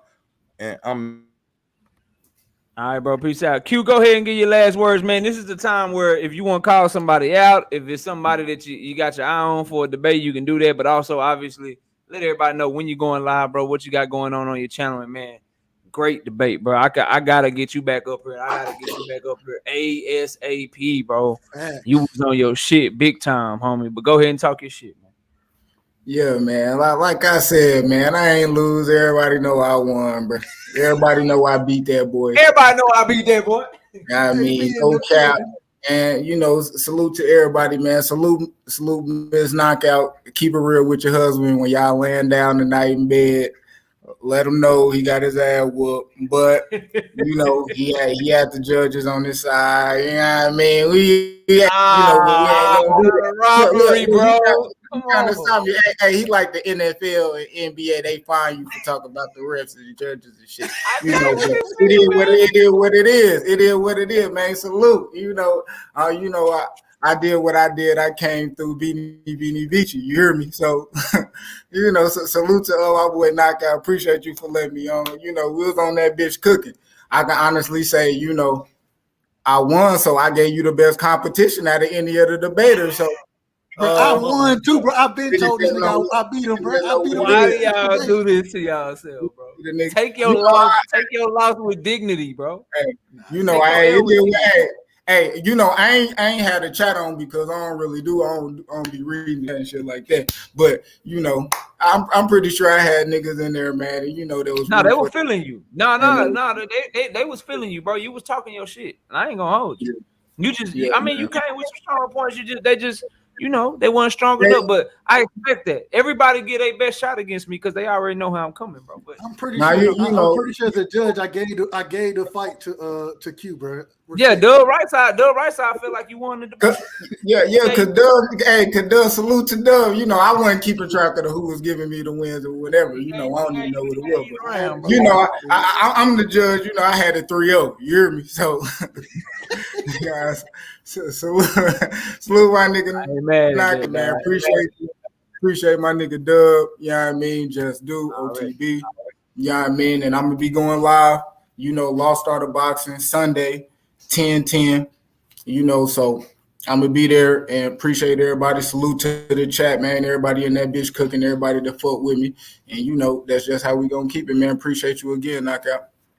Already, bro. I have you. We'll do this shit again, man. We'll get you another one or get you the judge or something. I'll be in touch, bro. I got you behind the scenes info. I'll text you or something, bro. But have a good night, bro. Enjoy your family and shit, man. And thanks for giving us the time, man, and spitting some boxing knowledge for us tonight, bro. Okay, yes, sir. All right, peace, man. Doug right side, you out your damn mind, man. KO. Ain't no way I lost that damn debate, bro. You look like Texas, man. You look like Texas. You look like the Longhorns. Okay? I'm just telling you that it is what it is. It is what it is. I'm gonna keep it a buck with you. Hey, it is what it is. But at the end of the day, man, KO, man, appreciate you, bro. One of the greatest series in the YouTube community, man. Shout out to you for putting on another hell of a debate, man. I got to get back in the ring, bro. Judging and with the way you judge that shit, I want to debate your ass. Oh, here we see. Now he mad. Y'all God see damn him. it. Look, he mad I at won't me now. smoke. God He damn it. mad at me. Nah, I ain't mad It's at all you, good. dog. It's all Nah, good. I ain't mad Man, at you at all, bro. You do your man, thing. you know what it is, KO. And man, thank you for giving me the opportunity to take double duty, bro. Appreciate that shit, man. And it was fun. It was really fun. And hey, man, it is what it is. Damn. St. Louis told me I ought to be ashamed of my damn Yo, self. bro, you are being ashamed of yourself, bro. You It's all almost cost me my 3-0 with your badge. No, I'm just playing. nah. You know what it Hey, was? His ass can't do double duty no more. From now on, I'm gonna make him pick one. He gonna mod or he gonna judge and shit. All oh, right. I can't do And double. then I gotta get an extra person up here because right side, bro. Right side tripping. I feel just like you. I feel like I got a clear 3-0. And right side tried to ride me, bro. He But tried nah, to man. ride me. He said I I'm tried fucking to rob around, him, man. man. But This shit nah, was fun, man. man. I Go ahead, thought, dog. man, both of y'all was cooking, man. And once again, like you said, or like OTB said, bro, I learned different things in this debate, bro. And so there was no loser in this motherfucker, man. It was a great ass debate. And same thing with all of the debates. When people start saying that you're taking L's, this, that, whatever, yeah, we like it. Man, it's about learning. It's about putting the content out there and talking about something different in the sport of boxing. I appreciated everything y'all did tonight, man. And Knockout, you know I got a lot of love for you. Salute to Miss Yeah, I Knockout. ain't tripping. You feel me? Salute to the Queen, man. And always appreciate you allowing us to take the man time. Damn, Knockout, don't call me out, bro. What you trying to do? Respectfully, of course. What you Respectfully, of trying? course. Hey, respectfully, what you trying to do though? Whatever you want, you know. Come on, bro. I You know me. ain't got no. But for real, I do need another But debate. I'm Bro. gonna get you back in the ring, though. We ain't. I don't want to like. We'll maybe like next year or later on. We both get a lot of wins and shit. Not right now, bro. We'll see what happens, man. Yeah, Hey, not other right thing, now. I'm just talking shit. KQKC. We looking forward to watching you moderate tomorrow, man. I'm excited to see the OG. Yeah, he moderate. moderating tomorrow. He gonna be like, wow, shut up, everybody, shut up. I'm excited for that, man. I'm really excited for that. So, Yeah, man, KQ gonna appreciate you, come through, KO. man. All right, bro. Take it Appreciate easy, man. Enjoy the rest of your night, bro. you. Do the same, bro. Much love. All right, peace. Hey, man, shout out to everybody that came through, man. I appreciate each and every one of y'all. Got another W in the building, you know. Another W, so that makes one. We got right side. We got Get the Smoke. We got my brother Q. I'm missing somebody, bro. Are we 3-0 or 4-0? Anyway, bro, I'm gonna start keeping a debate record, bro.